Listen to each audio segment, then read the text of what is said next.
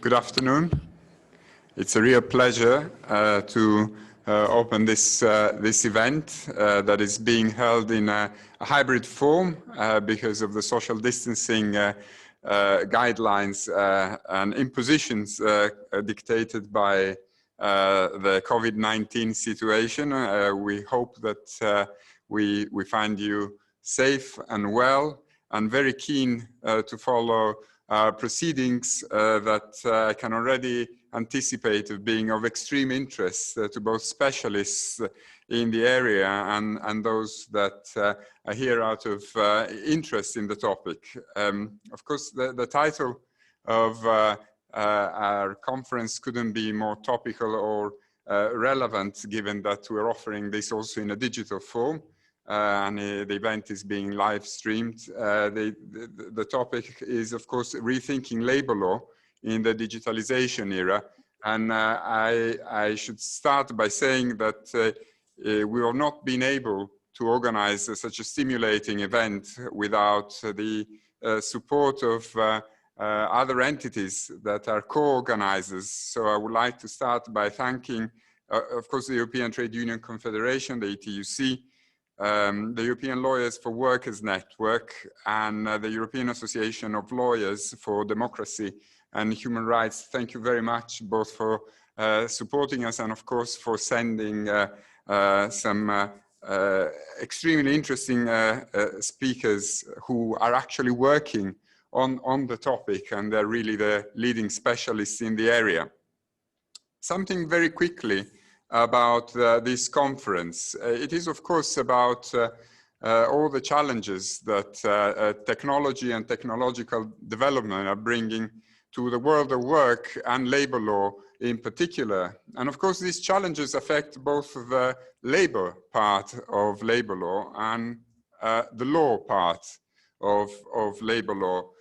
In terms of the labor part of a discipline, the challenges couldn't be more fundamental. At a certain level, they are affecting the very notion of work, the very notion of employment, the very notion of productive activity as it has been commonly understood and until now. So we're talking about some fundamental changes to the notion of labor.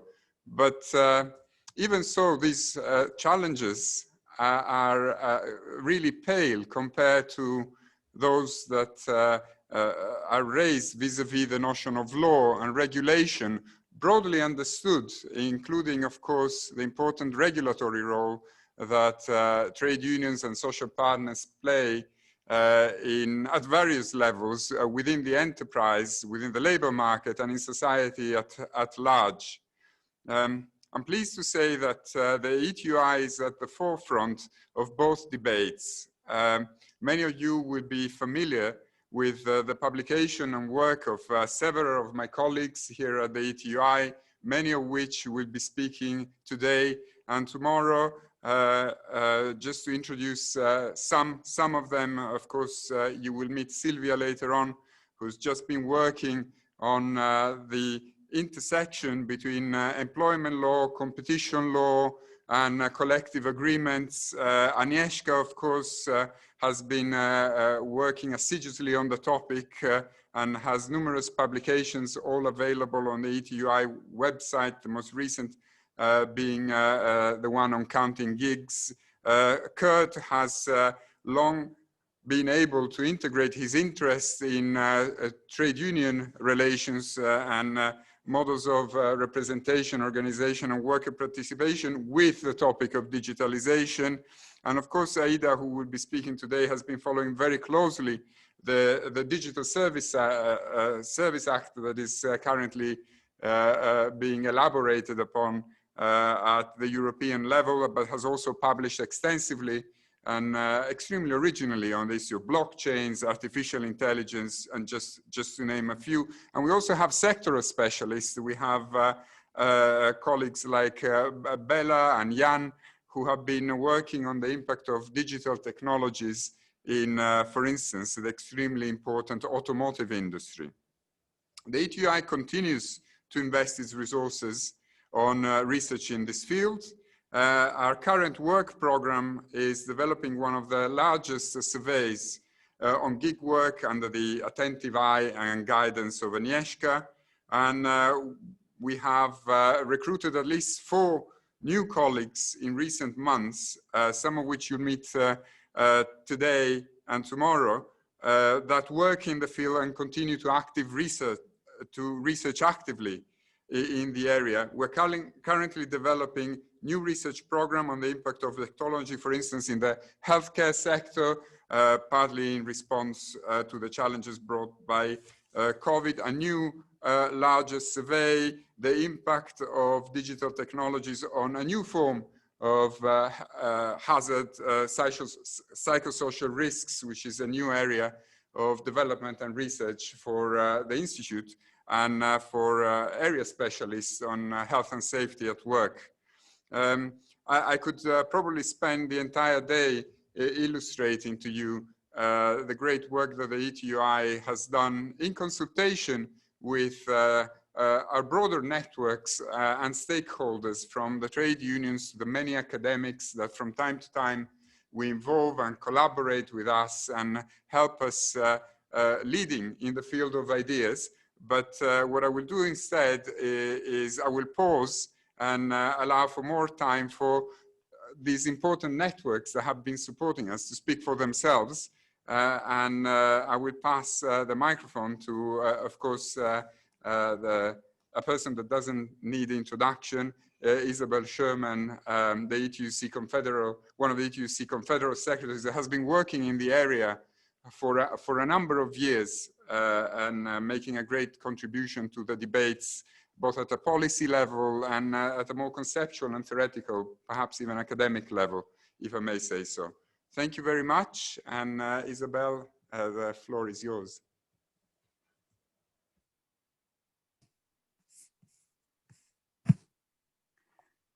Hello, everyone. I hope you can hear me properly. Yeah? Okay. So I will start. And first of all, Nicola, thank you for your kind introduction and very topical. And indeed, I would like to thank you, the ETUI, very much for having had the initiative together with Thomas, with Jan, with Rüdiger from the European Lawyer for Workers Network, but also from the European Association of Lawyers for Democracy and World Human Rights, together with us. So I think this is a great cooperation. I'm really looking forward to the conference. And I must say this is for us just the beginning, given the momentum of digitalization in the European Union, not less driven by the COVID-19 crisis. So thank you very much for this initiative.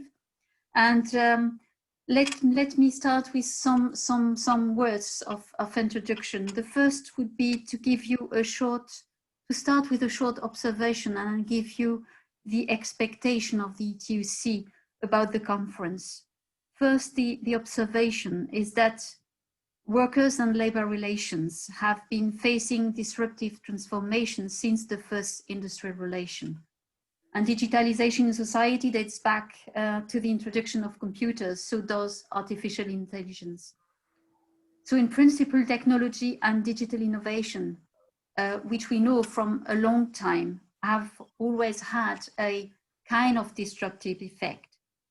What we have also identified throughout the years and decades is that it has dramatically transformed work and employment in unprecedented ways.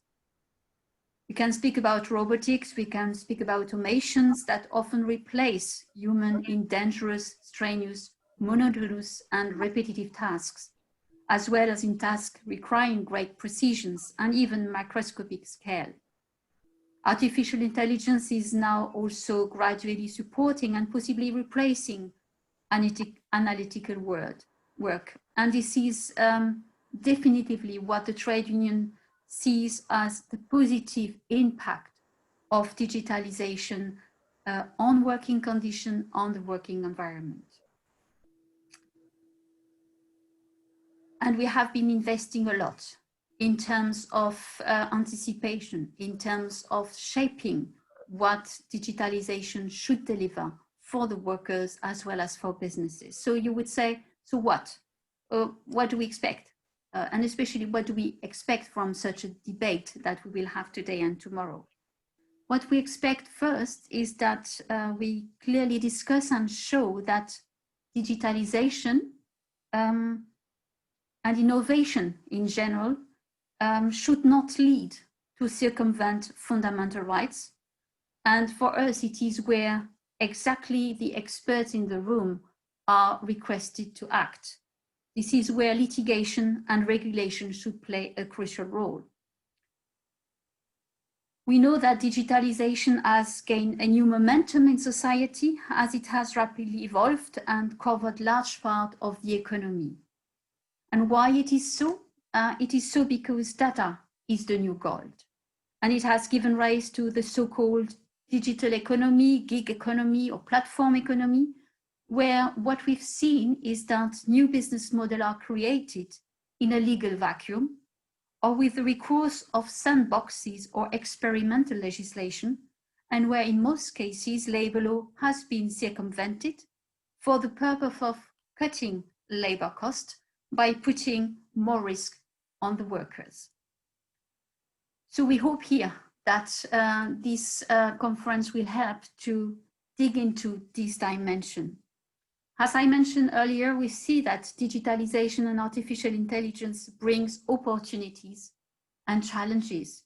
On one side, it is undeniable that there are major breakthroughs in technology, and for that we can identify some sectors like medicine, space, mobility, communications, where we do see here, again, the added value of digitalization and artificial intelligence.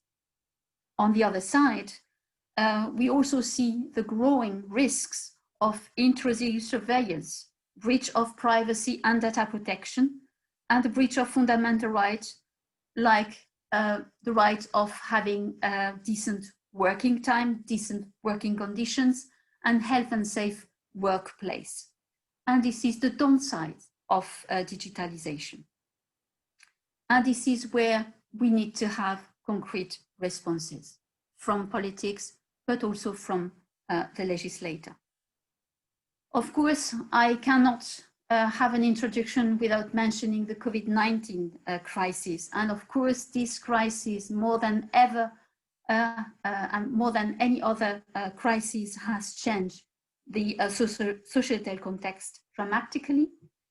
It has impacted the present, our daily life, but it will impact also the future generations in an unprecedented way and in the long term. It has exacerbated the digital divide in all its aspects, and data and artificial intelligence are put in the forefront of solutions to tackle the pandemic.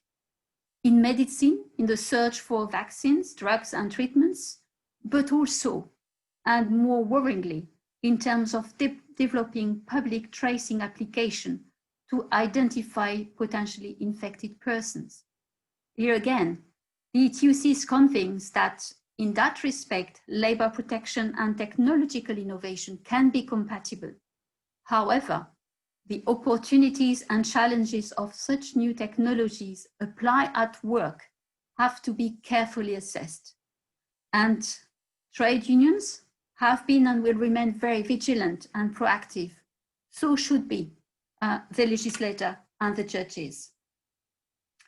And this is where the trade union and the workers' representative, as I've said, have been and will still be very aware of those challenges and be very active in terms of negotiating collective agreements to secure the added value for workers of the introduction of new technologies in the full respect of workers' rights and the precautionary principle, which is anchored in the European Treaty. This is, and I will conclude with that, the reasons why the ETUC has been equipping its affiliates to take part to the debates at all levels possible. And I will just quote a few initiatives that we have been taken lately. We have adopted a resolution on artificial intelligence and data, exactly to allow our affiliates to get the ownership and be empowered in the discussions when it comes to the introduction of AI application at work. You must be aware of the negotiation and the signature of a European Social Partner Agreement on digitalization still this year. And we are clearly involved and actively involved in the European Parliament discussions on the right to disconnect. And of course, we are in the course of equipping ourselves when it comes to litigation strategy. So, to conclude, I think, as you've understood, we have been assigned as an interpreter. We are welcoming this holistic approach of the conference, and we hope that all those dimensions will be looked into and discussed. And I'm really looking forward also for new avenues that the speakers will develop to shape a sustainable and responsible digitalization at work and in society. And with this, I will hand over to Sylvia.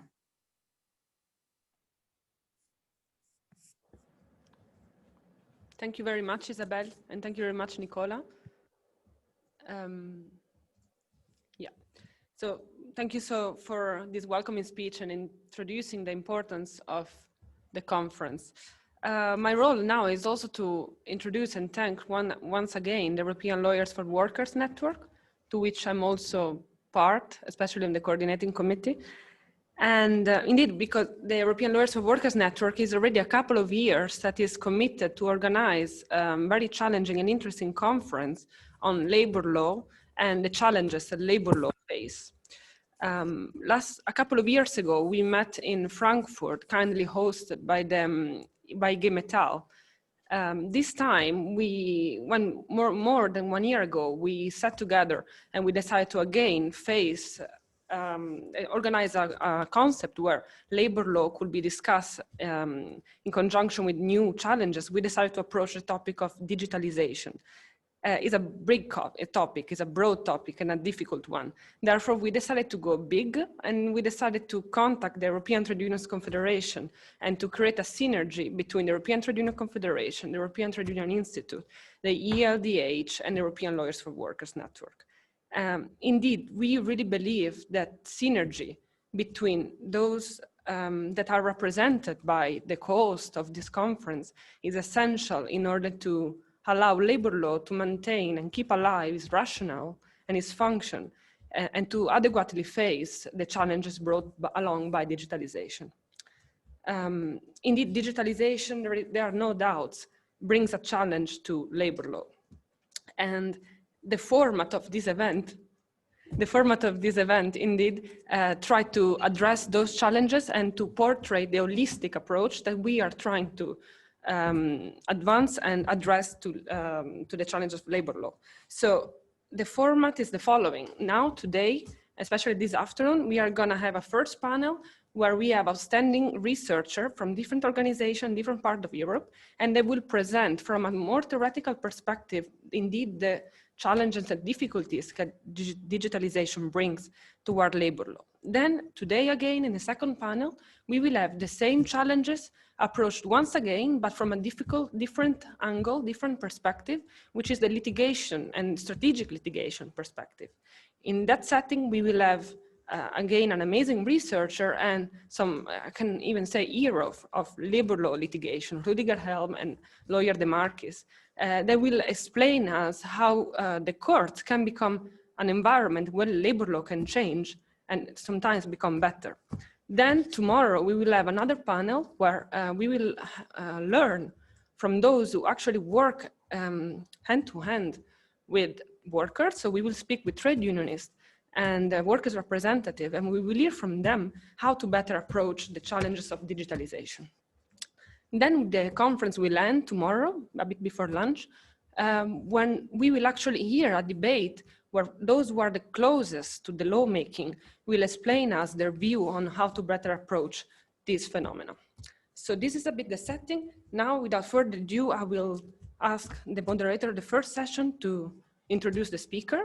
She's my colleague Aude Cefaliello from the ETUI. Before that, I will also take this occasion to thank all those who work to the organization of this conference. Indeed, we have a challenging concept. Digitalization is also challenging in a conference organization. Now we have a couple of people here and the audience in their own office in their own country connected digitally. We also provide translation, and therefore we offer the possibility to hear this debate from the language, from 4 languages. Unfortunately, for the Italian speaker, you will need to select Chinese. So this is a challenge of digitalization again. I would especially like to thank Maria Nikolova and Angelique Vanut for the help they gave to me and to all the other co-organizers. And finally, would like to ask the speaker to kindly keep the video on during the panel, because this will help with the interaction and make the panel more pleasant for everybody. Okay, this is all, so thank you very much, and Aude. Good afternoon, everyone. So thanks, Sylvia, and I would like to thank all the organizers and all the networks once again for the challenge of organizing in such circumstances. And this is my pleasure to moderate the first panel, so the disruptive effect of digitalization. And as Sylvia said, this is, I think, one of the, I won't say the key, but one important panel because it will set the ground for all the discussions we will have after. So in this couple, next hour, over the 4 coming presentation, we will cover some breaking new concepts, such as what are the new business model in the gig economy or integrating AI, and how they are constructed, how do they challenge what we have known about the traditional concept of labor law, what these old concepts such as employer or workers are becoming in this new setting and new business model, but also the role of data protection. Data protection is not only something which is relevant for privacy or in the private life law. This is also something that is interacting with labor law and how we enforce the labor law regulation. And for this, all of this topic, we have 4 outstanding speakers, indeed, all researchers that I'm going to quickly introduce now. So we have Andrea Schneiderdor, sorry for the pronunciation for all the speakers, who has been a legal clerkship at the Kammergericht Berlin with focus on labor and social law from 2011 to 2015. Then she has been holding a scholarship of the Hans Böckler Foundation as a doctoral student at the University of Bremen from 2016 to 2020 with the topic of crowd worker and platform economy. And since this year, she's an attorney in collective labor law at Bergerd Rechtsanwälte Reutlingen. So yeah, she will present on new business model, the gig economy and platform work. Then we'll have a second speaker and presentation by Anna Bioskaya, sorry, who is a senior policy advisor to the Trade Union Advisory Committee to the OECD, covering digitalization, the digital economy, and future of work policy in the OECD, G12, and G20 context, including labor market and organizational change, frontiers with technology and AI, and the platform economy. She also worked as a policy coordinator on the Global Partnership for Effective Development Cooperation at the OECD and is a TV journalist in Paris and Berlin. She will present how we can have a just transition in the time of digitalization and AI. Then the third speaker will be Valerio De Stefano, who is the BOFZAP research professor of labor law at KU Leuven in Belgium, where he does research on non-standard employment and works especially in platform gig economy, technology, and fundamental labor right. He obtained his PhD at Bocconi University between 2007 and 2011, and then stayed there for 4 years as a postdoctoral fellowship. After that, he worked for a couple of years as an officer at the International Labour Office, and he will guide us to especially the concept of subordination and what is happening with the concept of employers. The last presenter is Marta Otto, who holds an LLM in comparative European and international law degree and a PhD degree from the European University Institute in Florence. She's part of a couple of networks. One of them is the International Society for Labor Law and Social Security Law. The other one is Comparsec, which is a French research institute specialized in comparative law, labor law, and social security. And finally, the CRIMT, which is a Canadian research center in Montreal, who is also specialized in the globalization and work. And she's working especially in privacy and data protection in employment, precarious work, posting workers in Europe, and European and Polish social policy.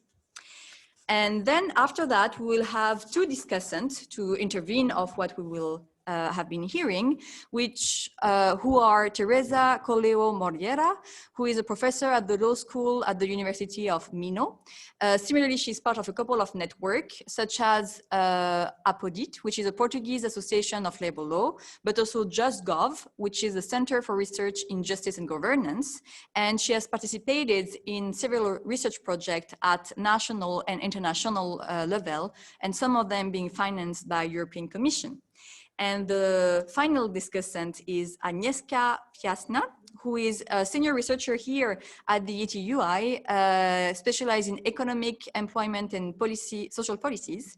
She has a PhD in sociology from the University of Cambridge, where she received an ESRC award and the Gates Cambridge Scholarship. And she is particularly conducting research in the area of job quality, working time, women's employment and labor market regulation. And currently she's carrying out research in the framework of a project of contingent and platform work.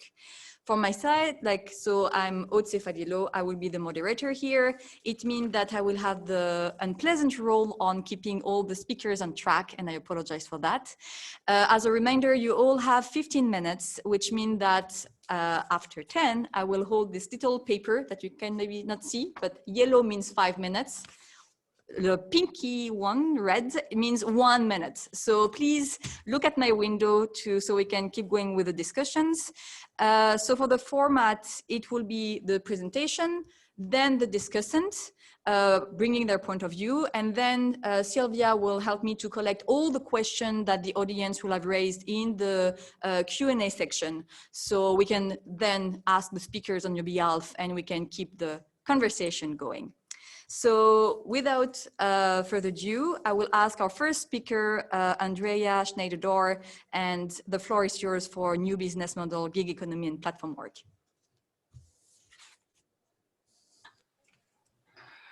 Hello, everybody. Do you hear me? Can you hear me? Is everything fine so far? So please nod. Thank you. Thank you so much for the nice introduction. And since I don't have so much time, I will start just in medias res, as we Latins might say. So I'm pleased we come together this way, despite the current circumstances. And now I would like to divide my parts into my talk into 3 parts. The first part will be dedicated to a methodological insight I have gained from my doctoral thesis. The second part is to present some new forms of platform work besides the already known ones, as far as this is possible to you.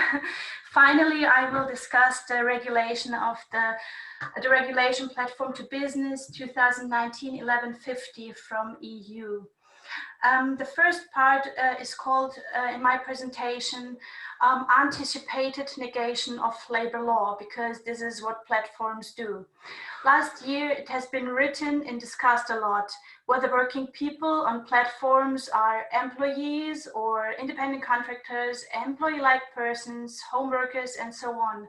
Of course, we know it is difficult to find clear regulations here because platforms, business models, and conditions are diverse in platform economy. I would like to keep this aspect somehow short and concentrate on another problem, but shortly, regarding the question, who is an employee, I have no major difficulties in affirming that working people are employees on certain platforms. platform workers have hardly any creative freedom in carrying out the chosen tasks. In addition, they are bound by time instructions. Often they just have 2 hours to finish a task. This is such a short period of time, and it is ridiculous to suppose a free organization of working time here. Furthermore, they are bound by local instructions at a virtual workplace, with the obligation to upload their work via an app or via an interface. They are assigned to a virtual workplace. This is a local instruction. And after all, platform workers are highly externally controlled. This manifests in the algorithmic management of the platforms. Platform workers cannot decide, do not have any decision outside of the provided software. They have no influence on functioning or programming the software. The organization of work is therefore completely platform-centered. But think of it. What does it mean? This would mean an app would turn a dependent production step into an independent one just by removing someone physically from the value creation chain. Finally, the low influence of the individual platform worker is also reflected in the fact that the usage of the platform can be terminated at any time by the platform, basically without any reasons, as we know. Especially the right to dismiss at any time is the lever to enforce external control. As you can see, the problem is not so much the concept of employee, because under these circumstances, it's hardly not to say someone is not an employee, but the problem, in my opinion, is the lack of an obligation to work. The credo at platforms is always the same. You can work whenever you want, wherever you want, somehow, wherever. You decide whether to accept an order. You can cancel this order. Platforms do not assign tasks. You do not have to handle a certain number of orders, and so on. This is their credo. In short, it all boils down to the fact that there is no obligation to work and therefore no contract of employment. This is not possible. This brings us to the core problem, in my opinion. Does the assignment of tasks really fit into the platform business model? The subordination and things like these, which are typical for an employee relationship, do they fit here? With the requirement of a concrete assignment, you would never come within the scope of labor law in a job like micro work. And this for the following reasons. Because of their platform business model, platforms will never have to write into an agreement or in their terms of condition that a certain service or working time is owed. By portioning the orders and publishing them on the app, platforms will never have to engage people to pursue their core business. They don't have to create schedules or assign tasks in a specific way. Instead, the workers show up on the app and pick up the work if there is any, and go away empty-handed if there is nothing. From the basic idea, it's reminiscent to the so-called zero-hour contracts or work on call. But within these models, like zero-hour contracts, the employers still must consider to whom and whether to offer a contract. But within the platform model, this question does not usually arise, because everyone who is registered can do these tasks. This leads, in my opinion, to an anticipated negation of labor law. This means, if you think that further, labor law could be levered out whenever there is a possibility to organize work in a way that people just pick up the work, do it, and deliver it back. However, all of us know technique cannot eliminate labor law. A labor protection law linked to the duty to work reaches into a void where the availability of work can be established by an app. The availability is established by an app, so you don't have to say, okay, you need to work, this is you owe work, and so on.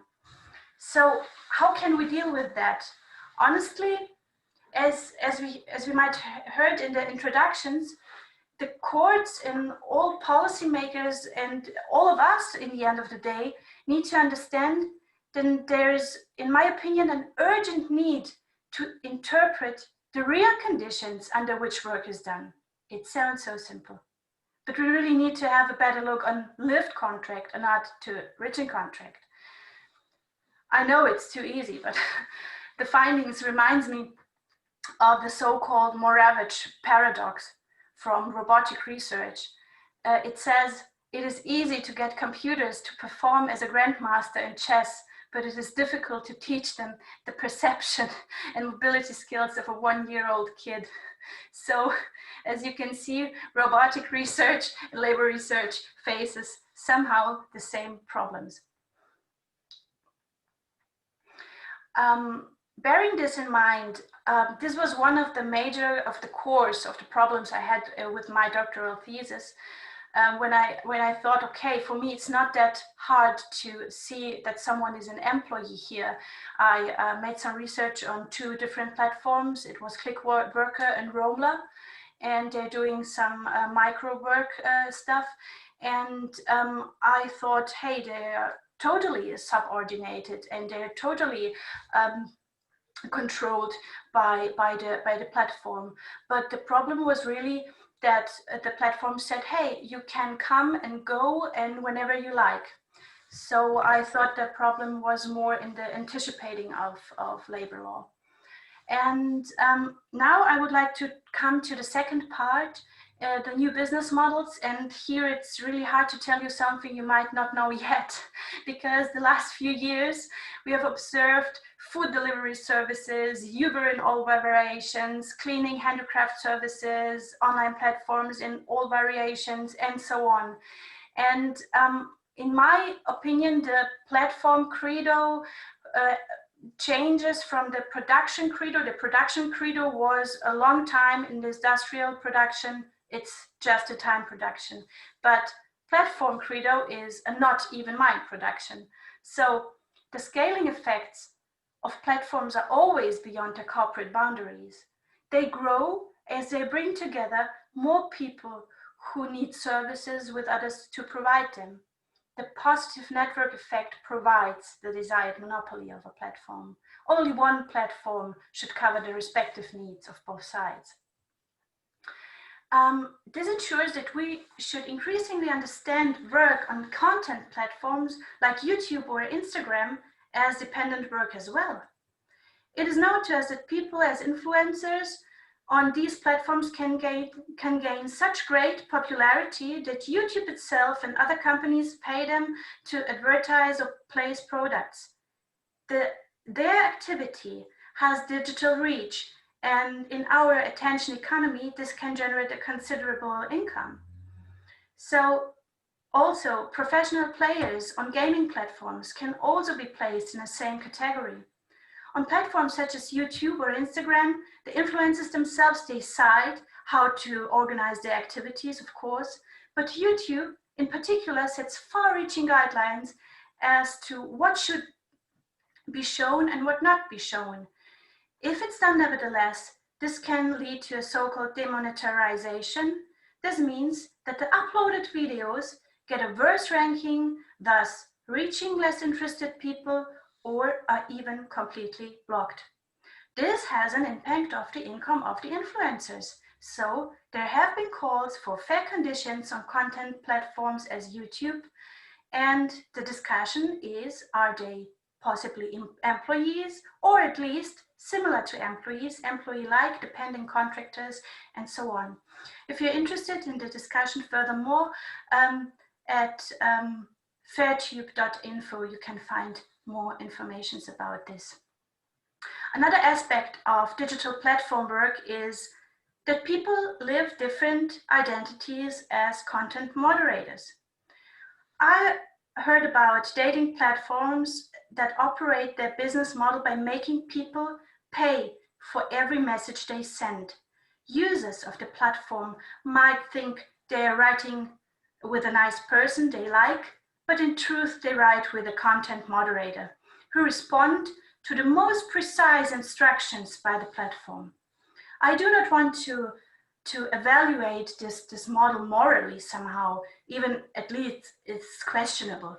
In terms of labor law, that's why we are here, it is interesting to note that these content moderators also receive just a few euros per message, and they're declared as self-employed. One last trend is e-scooters. Love and hate often lie side by side. Here too, no moral judgment. But however, platform providers are perfecting here the not even mine method. I'm familiar with an e-scooter platform that not only hires platform workers to charge batteries, this is the thing we've heard about it, we know about it, but they also issue complete scooter fleets to so-called self-employed in a kind of weird franchise system, which is no franchise system at all. But these people bear all the risks that can arise with scooters as repairs, maintenance, vandalism, liability for personal injury, and so on. Scooter company makes high demands on how work should be done, what is allowed, what is not, and they really think at the same time they're neither employer nor franchisers. In their opinion, two complete equal parties come together and moreover, and this is fun, they say, well, we just provide the software, we're a tech company. The business magazine Business Insider is going to publish an article about this, which I would like to recommend at this occasion. As far as we're just a tech company narrative is concerned, I remind of the Uber statement quotation. Uber, at its core, it's just an app that you download to your smartphone and so on. And I don't know about you, but I don't like to be taken for a fool. So neither does Judge Chen from Californian Court of Appeal, who answers to this when Uber comes around with that. Uber is no more a technology company than Yellow Cab is a technology company because it uses CB radios to dispatch taxi cabs.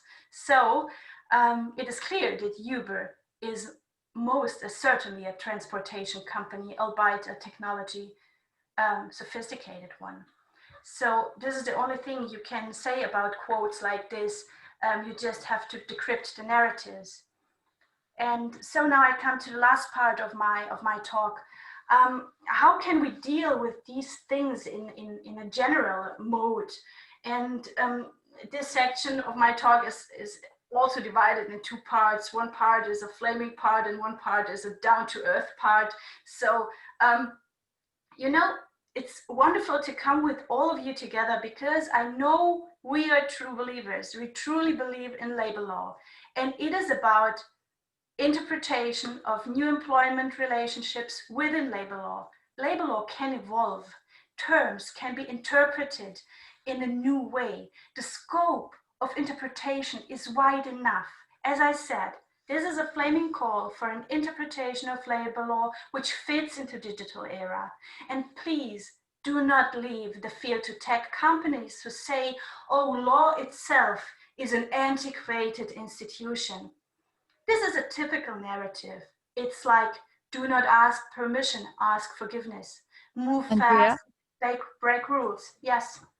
Can I ask you to, I'm sorry, to wrap up and to summary and to wrap up your presentation in one sentence, please? Sorry. Yeah. Well, the thing is, this is the next thing was down to earth part. It is about the EU Parliament regulation named Platform to Business regulation passed the process, and this regulation already addresses platform-specific problems like deactivation, data access, and so on. But the problem with this regulation is it just the application just refers to small companies and self-employed who sell their goods and services to consumers. The background was online intermediation services, which are mostly organized as platforms, offer small and medium-sized companies opportunities to expand their sales channels. But the problems are the same, regardless if you're a small company or a working person on a platform. It's always the imbalance due to one-sided terms and conditions. So to cut it short here, it would be a big step toward protection when the scope of this platform to business regulation by EU would be expanded to all people who work in platform economy. And in the end, the regulation itself sees itself as a work in progress because it should be evaluated to January 2020. It's just 1.5 years after its enforcement in July 2020. So maybe we have here a chance to do really good platform-specific legislation regulation for all working people on platforms. Thank you so much. Very much. Thank you, Andrea. Thank you for this really interesting presentation, and I'm sure we'll have like amazing comments and questions about it later, second part. Please, can I ask Anna Biovskaya to take the floor and to start the presentation on digitalization and AI at work. What is a just transition? Thank you very much. Thank you, Aude, and thank you very much to all of you for having me on. I would just like to share my screen. I hope it works. I can see it doesn't right now. It does. No? See, it's always the same game on Zoom. So I'm playing it all the time. You should be able to see it now. Right? Yes, we see it. That's fine. Okay. We see your screen. Perfect. Thank you. See, that's why I would have loved to be there in person, to be honest, and do it all online, because these are precisely the smaller dark sides of digitalization, I guess. So just to fit into my 15 minutes that I'm given, I'm coming from a policy perspective more so than from a research perspective or a well, traditional labor law perspective, I would say. So what I would like to do today is to give you a more panoramic view as to our thinking, to how to address some of the underlying problems that come up with digital change, that come up through the application of artificial intelligence systems, amongst other digital systems at the workplace. What I would like to start with is the just transition concept. Why? Because we are borrowing it, obviously, and most of you here on this meeting, on this call know it, is coming from the climate change debate. And it is about how to make sure that any megatrend that comes in and disrupts labor markets, disrupts the way we work, is going into a policy framework, a funding framework as well, that would then result into the retention or creation of quality jobs. So with that in mind, we are taking this concept and we are trying to apply it to the digital change. And what we can see, first of all, from research, both our research, but also OECD research, is that when you apply sector level or multi-employer collective bargaining, you cover more workers and you cover more firm sizes. I think this is a point that I wanted to make from the start, that this is something to keep in mind. Then when it comes to fine-tuning the application of technology at the workplace, obviously the firm level becomes extremely important. Now, to see, I screwed up my presentation again, coming to examples that we already have regarding just transition, we have models that exist. These are models such as the Swedish Job Security Councils that allow workers to take up career guidance services and training when they're being displaced due to economic reasons, which then in the future could be automation, indeed. We have examples around collective bargaining on training, on providing enough adult VET places, for example, in Denmark. But we also see new approaches emerging, such as new collective agreements on reduced working time or time to take up training again, to take up care duties, due to reduced time needed to be at work because new systems, for example, have indeed been introduced and increased productivity as such. And obviously we see a few, I think it's still not enough, but a few collective agreements at the firm level, for example, with Orange France, which was the first one, where data use issues have been addressed. The right to disconnect has been addressed because this was obviously at that time also a law that emerged in France itself on the national level. Such agreements are now spreading in certain sectors and are very important for obvious reasons. And we have new approaches or renewed approaches, a revival around everything that concerns working time in regards to the right to disconnect, telework, etc. Now, when we look at what does it actually mean in terms of policy and funding needs, these are OECD numbers from last year, meaning outside of the crisis context. So they're a bit redundant now, but they're still showing you a certain trend, which is that you would need 1 to 5% on OECD average of GDP to finance a safe haven, that's how they called it, a transition for a worker by covering the costs of both training and minimum wage compensation. The costs would be higher for older workers and they would be higher in certain sectors. This again is a huge amount of money that, and here we go, we might not have in the current context. I wanted to mention that because I think it's important when we talk about digitalization, we also need to talk about the context that we are in. We obviously are faced with actual job losses during the COVID-19 crisis right now and immense projected job losses in a few months' time. Once, for example, short-time working schemes expire as such. We see a rise in telework, we know that. We also see more automation for obvious reasons being implemented in several sectors. And we see clearly more monitoring, more AI-powered management that has been introduced since the onset of the crisis and lockdown measures. And I think we heard it in the past presentation quite well already, the platform economy issues have been laid bare during this crisis quite dramatically. Now I actually skip that to come more concretely to digital change in the world of work. What we are doing at the ETUC right now, we're trying to develop a sort of framework. This framework we're trying to build around 5 pillars. The first one being around monitoring, but also data ownership, collection and repurposing, which is precisely about the extent to which workers are monitored at work and questions around the ownership of data, data control, and how this should be carried out specifically at the firm level and regulated. The second pillar would be around algorithmic transparency. Here we have clear issues around the misuse of data, of systems, issues around discrimination and bias that all of you are familiar with.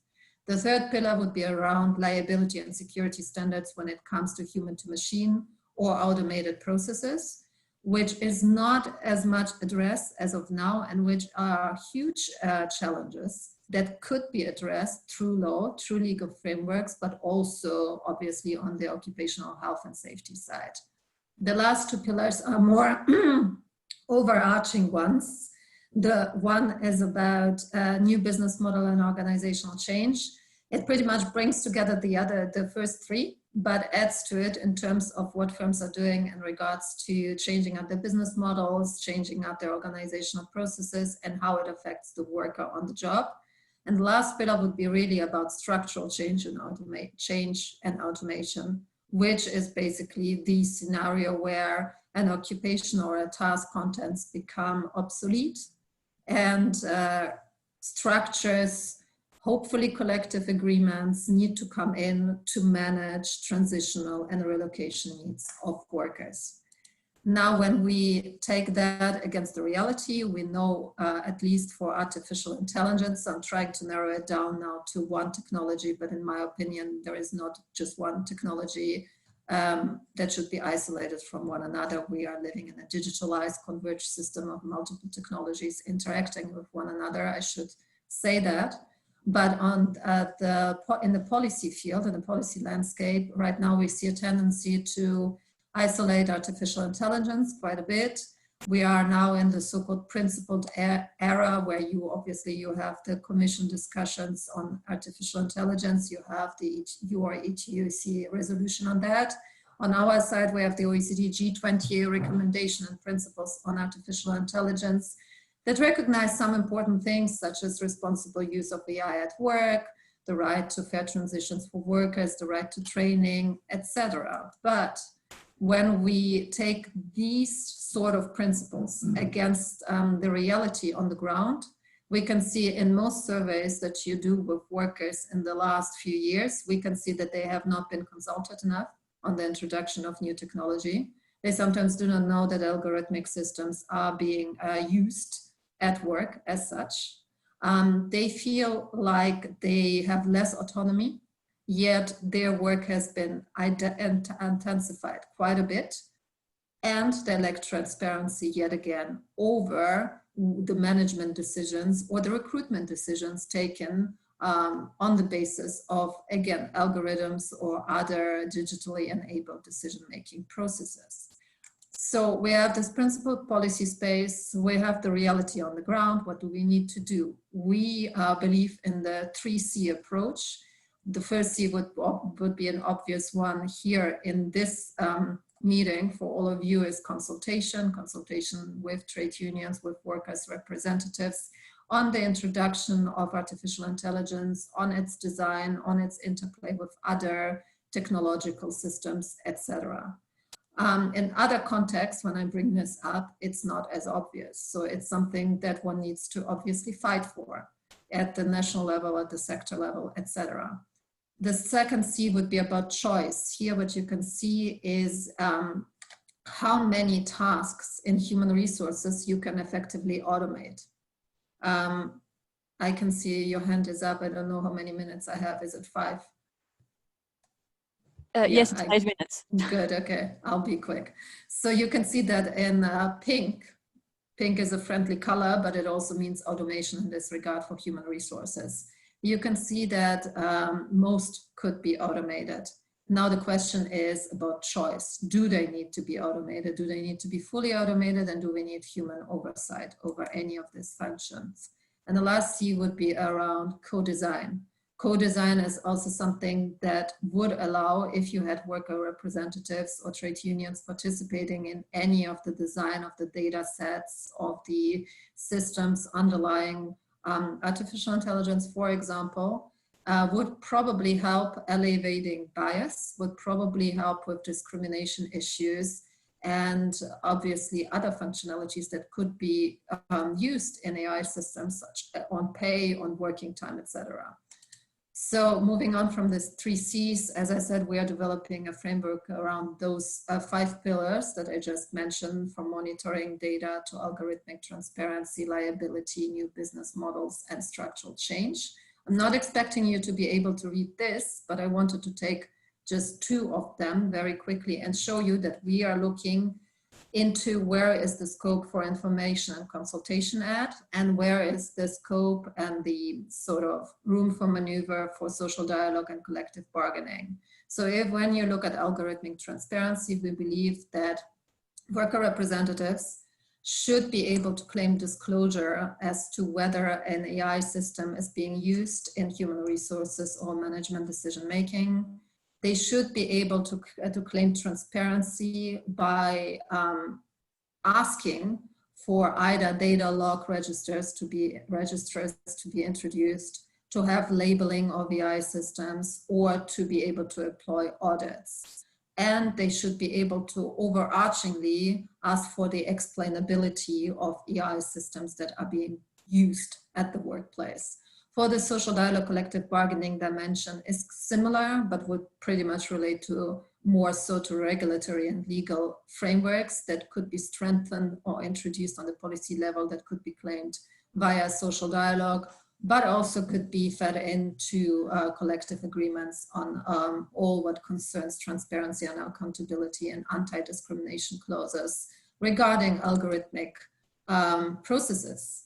The last one would be, and then I finish, would be the fourth pillar of our framework on new business models and organizational processes. Here, information consultation is pretty easy. Unions should and worker representatives should be informed about any changes, any significant changes in the business model or strategy or organizational processes, but also hopefully claiming some of the corporate governance mechanisms that they have at their disposal. The more important dimension here would be the social dialogue and collective bargaining dimension that I think is underused at this moment in time around wage adjustments, around working time as to how to structure, either reduce it or enhance it, depending on what you would want, but also the different parameters that you can set with it regarding mobile work, the right to disconnect, etc.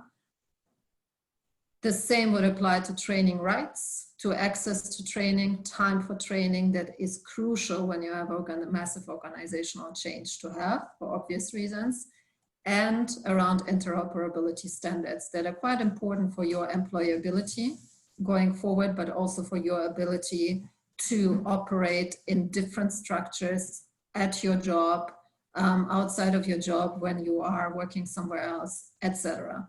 So as you can see, we have started this thinking around how you can effectively, I know I'm about to finish and I can see you, so all is good. Yeah, so as you can see, we're trying to think around what belongs where in which space. What can be done at the firm level, what could be done at the more sectoral national policy level, etc. on any of this. What we're trying to do, as I said in the beginning, is not to take one technology, but see it as a whole spectrum of technological convergence, first of all, but on also sort of think about that sectors are affected very differently, and there are very different stages of the process, and that also workers are affected very differently depending on their skill level, wage level, hierarchies, and contract type. So this is where we are at, but I'm very excited to hear from others and to learn more during these 2 days. So thank you very much. Thank you very much, Anna. And what I hear from your presentation is that there is space, even with the use of the digitization and AI, for all the workers' right, of like a so collective aspect of it, which is quite encouraging. So now I will welcome Valerio De Stefano and the presentation on masters and servers, robots, AI, and work. Valerio, the floor is yours.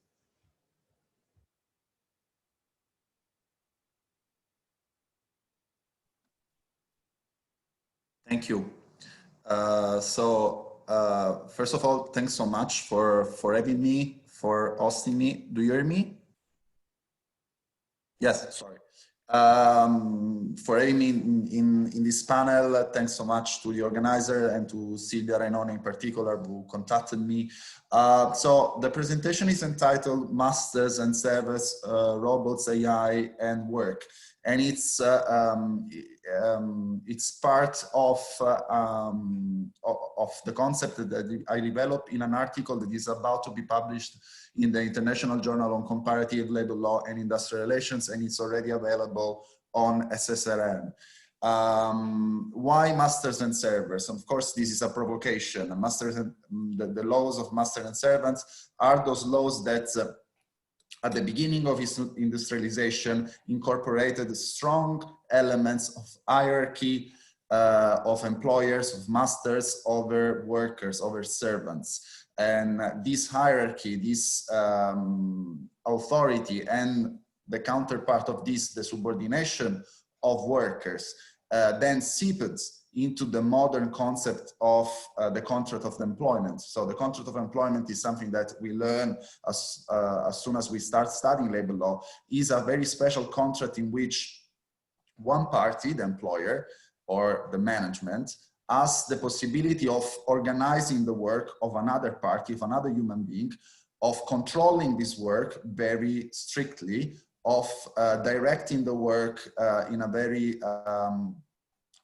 also micromanaging way, and discipline the workers if they are recalcitrant, if they don't comply with the standards and the guidelines they receive from management. So it is a very special contract, and with regard to this contract, then labor laws also tend to react to avoid the abuse in the exercise of these powers and prerogatives. So we have a wealth of protection that is there to react to this imbalance, to this authority that is incorporated in the contract of employment. Now, why it is important to talk about this, which is something that started in the past, when we think about the future of labor law. This is because these powers are now intensifying and are now spreading much beyond their original range.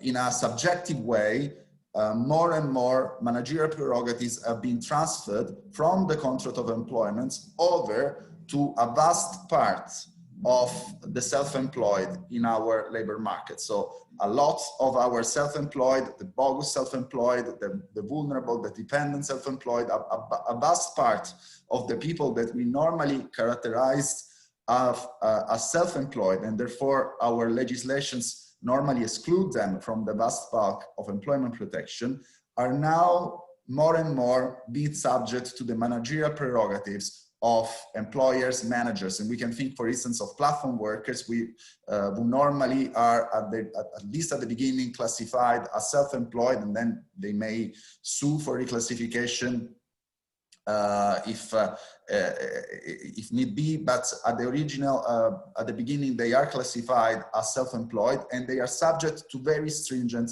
managerial prerogatives. So there is a subjective component. But what I argue today is there's also an objective intensification of managerial prerogatives, of powers, that is enabled by technology. An increasing amount of technology is spreading in our workplaces, in our work, that allows management to amplify and magnify their managerial prerogatives. For instance, there is algorithms that are used now to hire people. Artificial intelligence is used during interviews, during job interviews, to detect emotions while people speak, and to detect if they are lying when they are asked something about their experiences or their expectation at work. Also, AI, algorithmic management, and the collection of big data is used to monitor the performance of work. For instance, with the use of GPS mechanisms that track workers around the workplaces, also tracking their tone of voice, the tone of voice of their condensation, their emotions, their heartbeats, in order to, for instance, know if somebody is particularly stressed at work, or also any other sort of negative emotion that can arise from the work performance. And these are devices that are now openly available on the market. They are marketed as ways of developing and improving the productivity of work, which of course is not true. In many cases, these forms of productivity tracking are flawed and biased. They reflect some bias that already are present in the companies that employ these systems, but also in the programmers that prepare the programs, and also in society at large. So there's a lot of discrimination, there's a lot of bias and prejudice that feeds into these tools of algorithmic management. And then we have spy software that are used to control that remote workers do their job during working time, or to track how many keystrokes they give in a certain minute, to track what they're doing with the browsers, to track if they are actually working during working time. Screenshots are taken without the workers knowing that, and reports are prepared on a hourly or even shorter basis for the managers to detect what workers are doing while they're not working in the office, or even when they're working in the office. Now, this is extremely important because the pandemic has accelerated a phenomenon that was already there. It started, especially with the spy softwares, with crowd work, with online platform work, but then it spread and developed in the rest of the economy.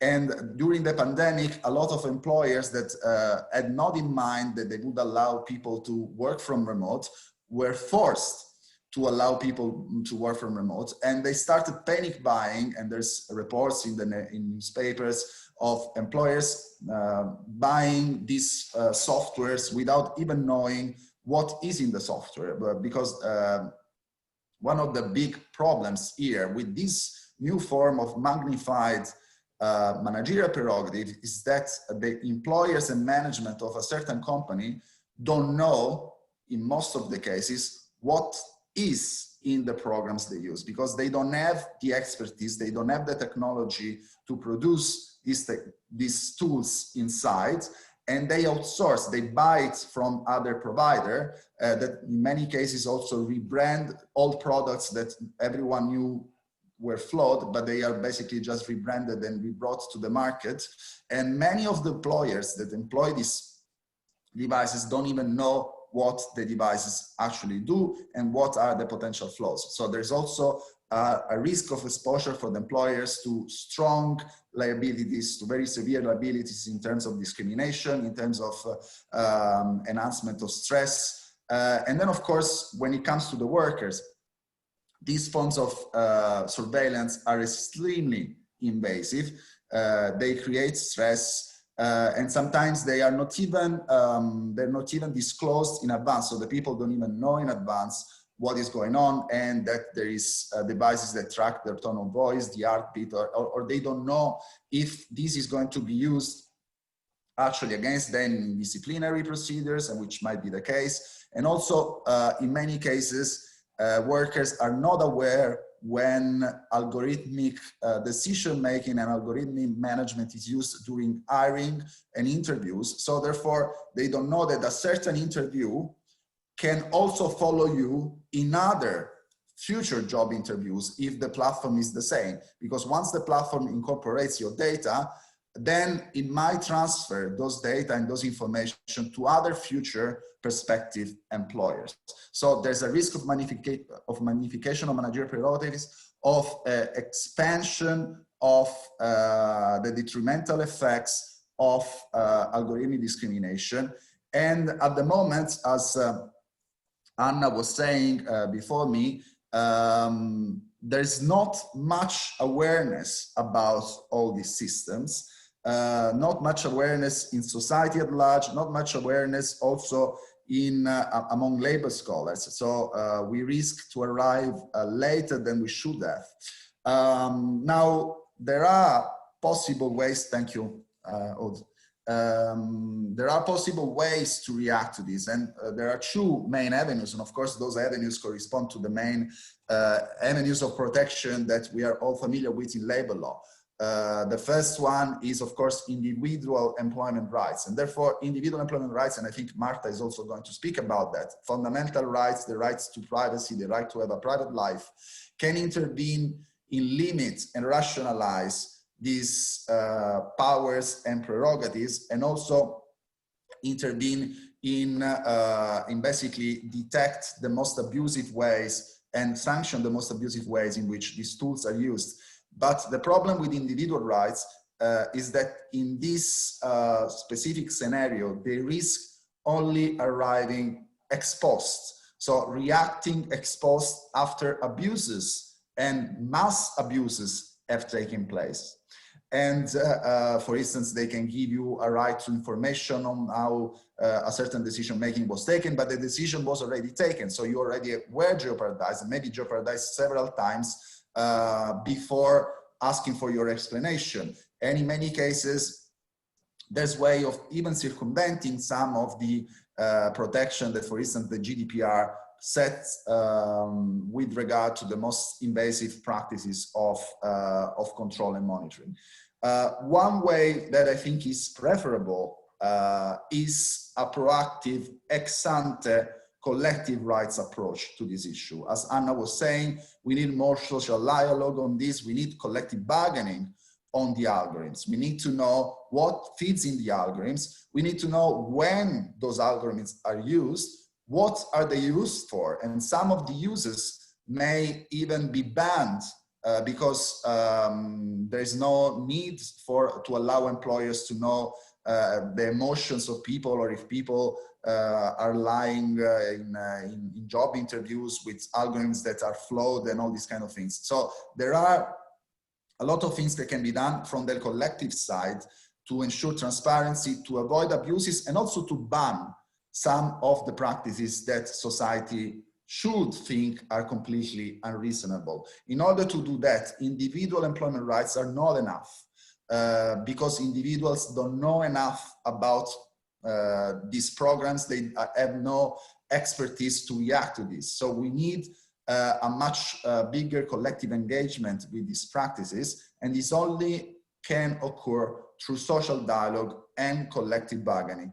And it's also very important to explain to employers that this is also on their benefit, because most of them don't know what they're using, and they expose themselves to huge liabilities because they incorporate a new software that is not proprietary and they don't control over. So everyone will benefit if we start speaking more about these invasive practices, and if social dialogue and collective bargaining is set up to control these new forms of surveillance. And I close here. Thanks a lot. Thank you very much, Valerio, and thank you for keeping track with time. What I noticed from your presentation is the extent also of digitalization, not only to, well, the gig workers and self-employed, but also to general practice of employment, and how it is important to seize the moment and this problem to regulate on it, and collective action might be necessary. And on that note about also fundamental right, I will now give the floor to Marta Otto, who is going to present on fundamental rights protection in the age of big data. Yes, good afternoon, everyone. I must say that I'm really glad and honored at the same time that I have the chance to contribute to such an important discussion nowadays. I would like to share with you the screen. Give me a second, please. It says that I cannot share the screen while the other participant is sharing. Can we fix it somehow? Hello? Now you can. Can you retry? Okay.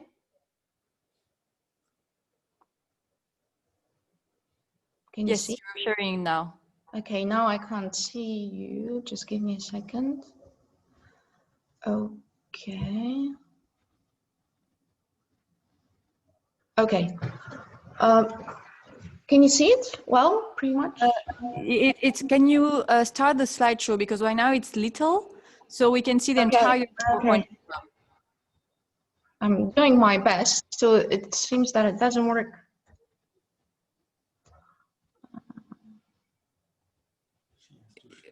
Yeah, if I'm pressing the F5. Yeah, is it okay now? Yes, that works. Perfect. Yes. Perfect. Cool. First success. Okay, so yeah, I made this PowerPoint to make my life easier, and let's see how it goes in the end. It's true what you said, that well, with all this digitalization that is taking place right now, and the technological developments and how personal data are being processed is affecting each of us every day, and in all sorts of manner, also in the employment context.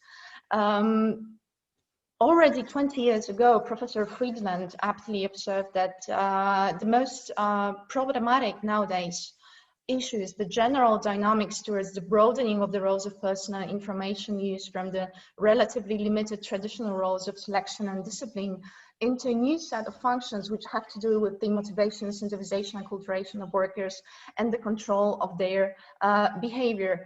Nowadays, this dynamics is visible in both public and private sectors, where personal data becomes important for many different aspects and peculiarities, and both Valeria and Anna already gave like so many perfect examples of how personal data is used nowadays, including algorithmic-based data mining. So what is important to notice is that this dynamics considerably affects not only the quantity, but also the quality of information at employers' disposal. So this is why I do believe that one of the most crucial questions, the key questions that we need to ask nowadays, is to what extent this dynamics, we should accept this kind of dynamics as a kind of a natural extension of managerial prerogative. So as Valerio mentioned, a magnified managerial prerogative, or as a part of the so-called organizational culture of modern workplaces. So although some of these practices may seem to provide greater efficiency and security of business operations, as well as objectivity than more like, or they optimize objectivity more than the traditional forms of work management, it is rather self-evident that they exacerbate immensely the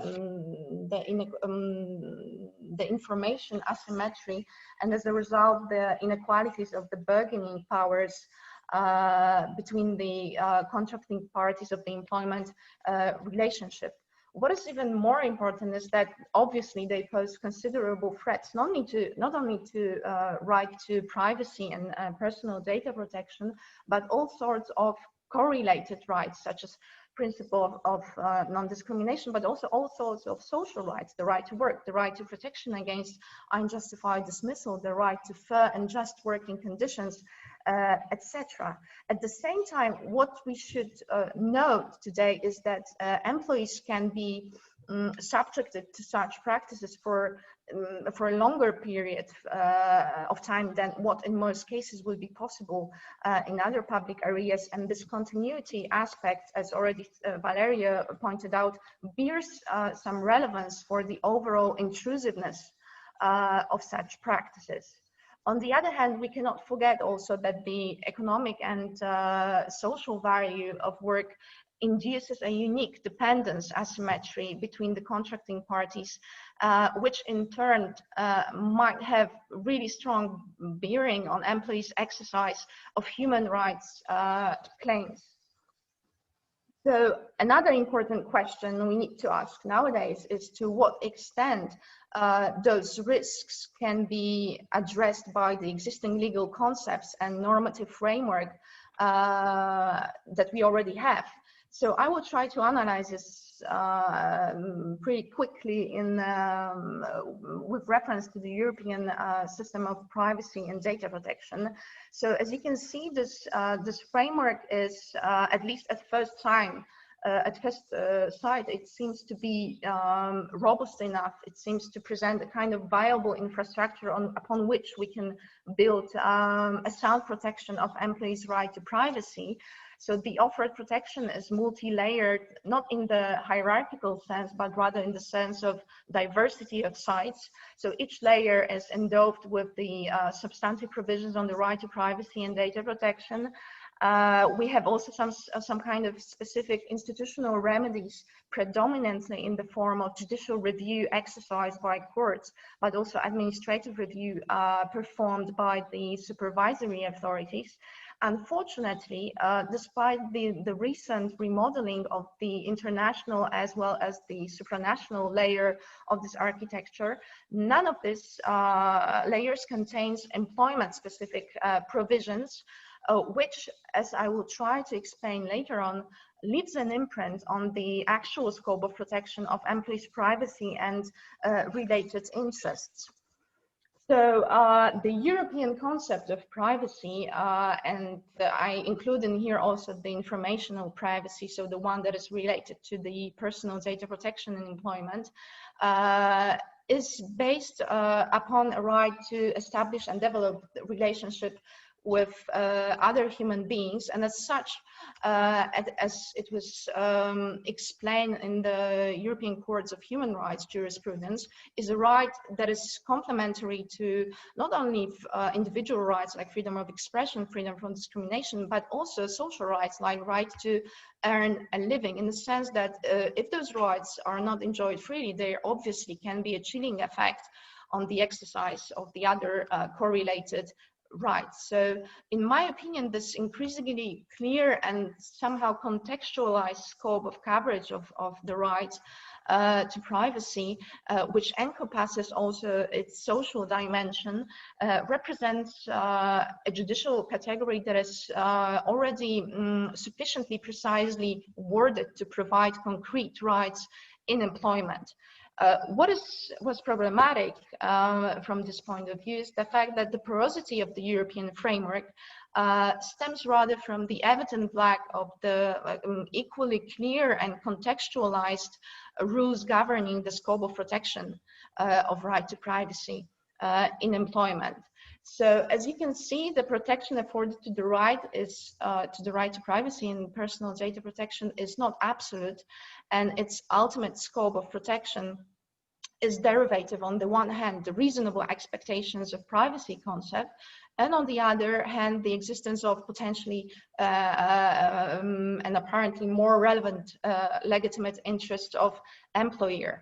The principle of proportionality is in most cases present only when it comes to the first two prongs, namely the suitability and necessity of privacy invasive measures prong, which equals to weak and the so-called zero-sum balancing. So the most problematic from my point of view is, however, the reasonable expectations of privacy concept, which instead of representing a kind of normative standard that would be rooted into the general societal expectations of privacy, has largely been transformed into an empirical concept based on establishing subjective expectations of privacy in specific circumstances. So as a result, the protection afforded to the right to privacy within this framework is highly circumstantial and largely dependent upon the particular status of the employee, so public or private sector employee, or employee of ideological enterprise.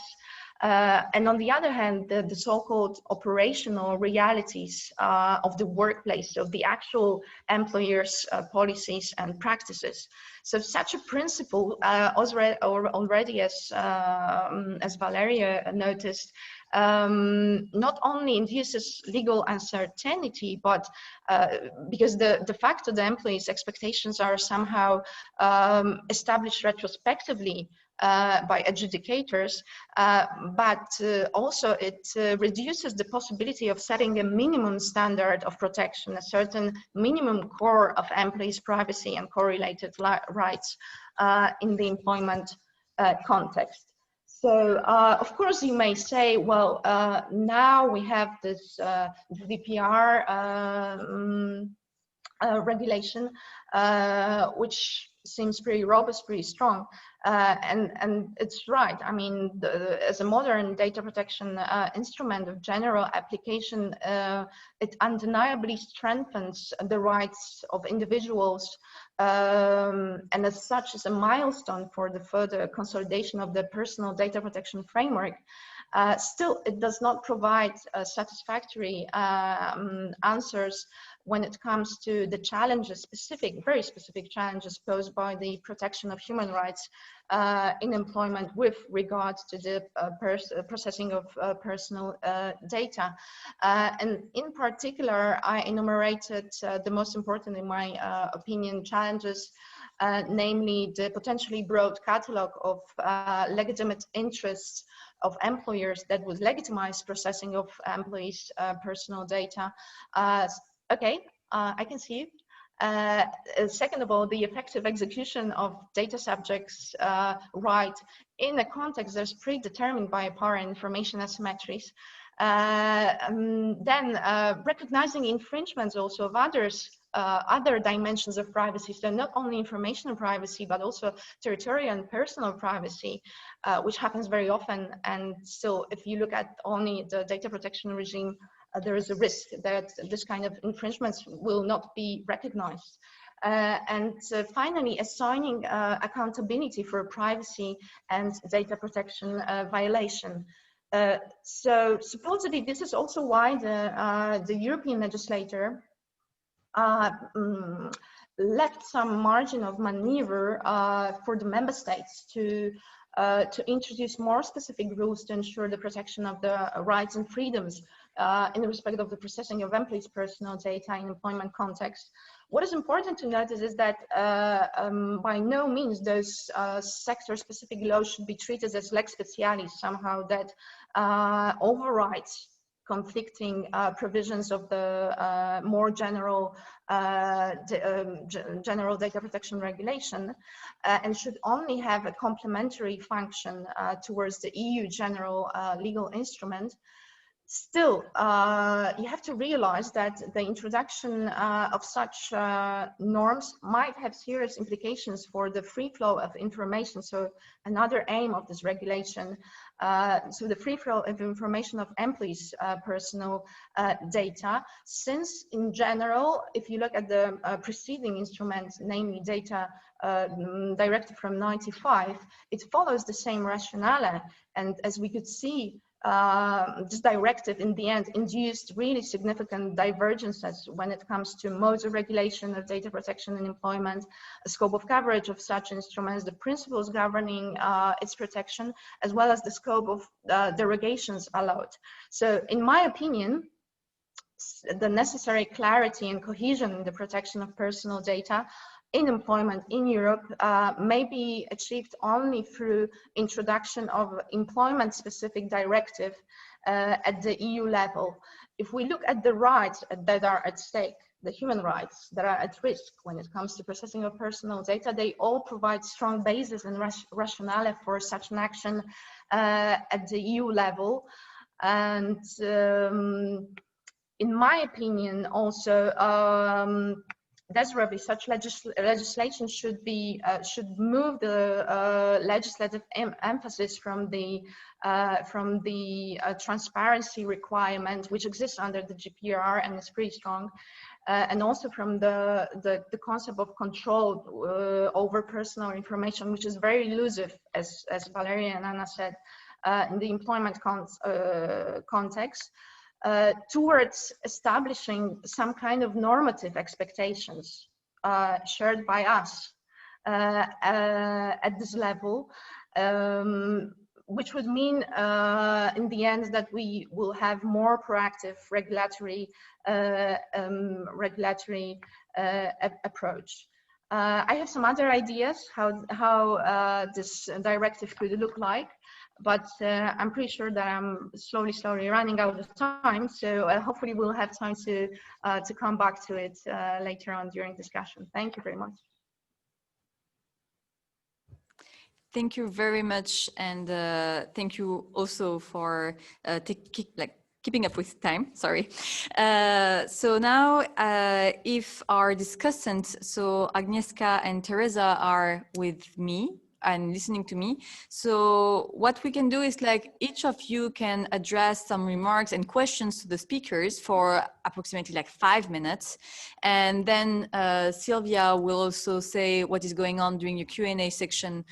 So for the people watching us right now, if you have burning questions, you have basically 10 minutes to address them in the Q&A. So maybe Agnieszka, if you want to start. Yes, thank you. Can you hear me? I think it's on. Well, thank you very much for inviting me, for allowing me to participate in this conference. Presentations in the first session were excellent and incredibly broad, I would say. So that was an introduction to the whole conference, but narrowing it down to one issue, or even, devising specific questions, I think is quite difficult. So we saw some presentations showing us the impact of technology on the business model or employment models. and that's mostly platform work. Then we saw issues that generation of data in such big quantity and with so many aspects of work during the work process, that what challenges that creates for labor law, for privacy, and for the management. So that has implications for everyday life and for work organization of workers on everyday basis. Well, I think those broad issues can be more or less narrowed down to this opposition of subordination versus independence. And I think I would like to build my questions around this issue. So on one hand, it was mentioned by many of you that the legal status of workers working through platforms, for instance, is uncertain because there is difficulty in defining them as either employed or self-employed, so they don't fit any of the current categories in the employment regulation. No, I really doing research in platform work. We did some case studies here in Belgium. There are many other studies that look in depth into work organization in remote platforms, location-based platforms for different levels of skills. Actually, this is not the case if you look beyond the advertising of platforms. So they would advertise themselves, obviously, as places that allow independent work relations, that you have a freedom pretty much in every aspect of work. But then, as Andrea said, it's not the case. And I'm surprised that labor law is still not catching up with this and just applying the existing legal category. I'm sorry, legal categories to platform workers. So research shows that in terms of, well, basic definition of a self-employed person is that they are free from managerial control. I think all of the speakers showed that there is managerial control involved if so much data is being processed and collected, if the work process is managed by the app. So the supervision is quite close, the tasks are assigned. The only freedom that's, and also prices, so any of those people cannot decide on the price of their service. In terms of food delivery or transport workers, even if they start the task, they take it up, they don't know how much they will receive in the end. So it's not even deciding the price, but not knowing about the remuneration for your own work. If the only level of freedom is defined by regulators as freedom not to engage in this type of employment, then I think this is something essentially well, wrong about this assumption, because none of the people, apart from extreme cases of slave labor, obviously, and forced labor, are coerced into work. So as long as you can take unpaid leave or quit a job, you are not obliged to do any, or also standard employment relationship. You're not forced to work. So, but the rationale behind taking up employment is I need to generate income. So your choice is not that free. It's actually constrained by an economic necessity. So my question is then, what can be done again in this area? If labor law as it exists now, it seems like the idea is to establish the third status for those workers. Now, is it really necessary? Will that help in any way? We saw that people who are in more vulnerable position, and platform workers would be this group definitely, because they are low income. It's easy to start working. There are many of them, so the competition is very high. Is the third labor status an option? Will that solve anything? Or individual labor rights? So Valeria mentioned it's not the way forward. It's collective rights that are perhaps more better. Then could you please elaborate on that? Many of them, also, I would link this back to what Marta said about European directives and the way that those issues, working conditions, are set at the European level. Let's take the working time directive. It is setting some limits on what's allowed, what's not, but then if that allows opt-out clauses, individual opt-out clauses, which are called voluntary, again, so you are free to opt out, that opens the way to abuse the regulation against vulnerable workers who are just not in a position, not in the power position against them, vis-a-vis the employer, to avail themselves of their nominal or notional rights. With GDPR or the data protection, wouldn't that be a similar issue? So if the GDPR, I'm not a lawyer, so I don't really know how it's formulated in law, but as a consumer, I do see that data protection is an issue now, but it's based on me expressing my consent to basically access the data or use them or violate the privacy. So if it's based on this sort of opt-out as in the Working Time Directive or opt-out as in the GDPR, but our access to the service is contingent on our explicit consent to violate the right, how can that be a fruitful avenue in the in regulating those issues among vulnerable workers? So if it's about accessing a website of a journal or bank account, perhaps I have other options to look for another service provider that does not require this consent. In the labor market, it's not always that easy. There's not always choice, and if all employers can base their provisions on similar legal grounds with opt-out clauses or based on explicit consent, then they can, I think, use it to their advantage and just require this consent as a necessary condition to access employment for them. So yeah, I think what all the speakers think in their areas is the next step, the next immediate step that would be most fruitful to bring us closer into regulating the use of technology at work. And is EU level indeed currently the best level to act, or is it more maybe national level? With the EU level, we saw that social and employment policy currently is, they want to promote fair digital transition or transition to digital economy. It's fair, just transition. So I think it's a very positive connotations. They want to make it work for people, but what I see in terms of labor provisions is upskilling.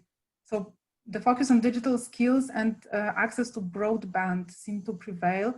Now, what do you think? Is it, I mean, is there any other basis or avenue to access EU law at this time? Because if it boils down to upskilling, I think it's way far short from providing quality jobs and protecting workers' rights.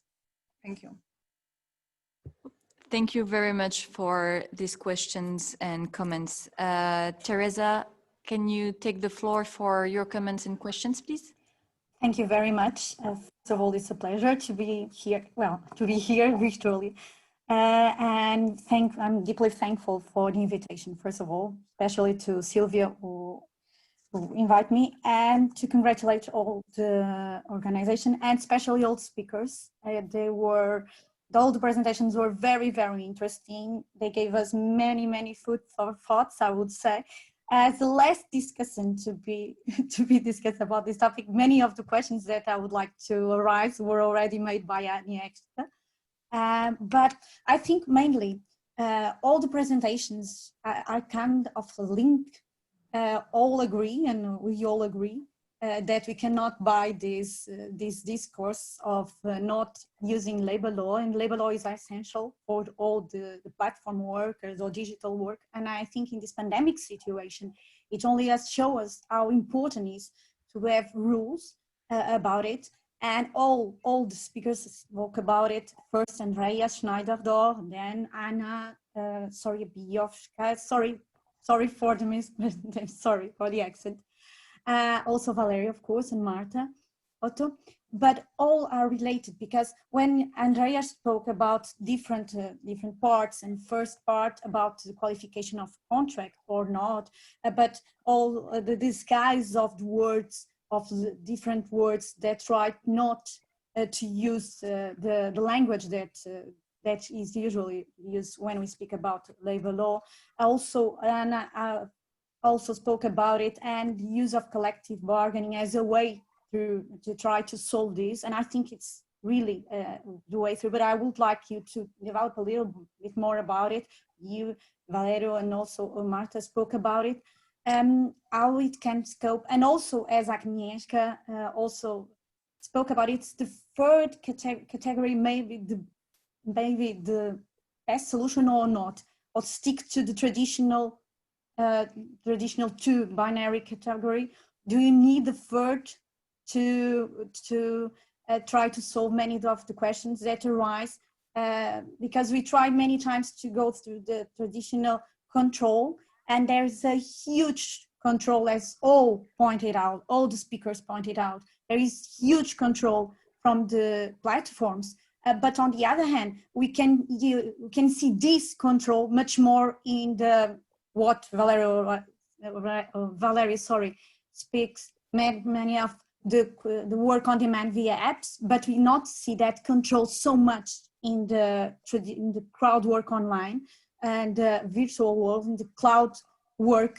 And that's, I think it's one of the biggest problems, and I would like really to develop and to hear you about it. How can we can try to solve this huge possibility that millions of workers are working on online platforms, totally online, with this downsizing of conditions, total downsizing and downsizing to the limit, this competition worldwide, and how can we regulate this at a European level, and of course it's worldwide level, but how can we solve this? It's a huge problem. I know that's a huge problem, but I'd like to hear your opinions on that, because I think all of you spoke about the control, but it's much more visible in the work on demand via apps. But in this more broad thing, it's not so easy to try to regulate, and I think it's quite difficult. And I'd like really to hear what your opinion about it. And also, of course, all of you, when you spoke about the huge ways of control, and the control, it cannot be like that. We have to remember all the traditional limits, the control, of course, and Marta spoke about it, Valerio also spoke about it.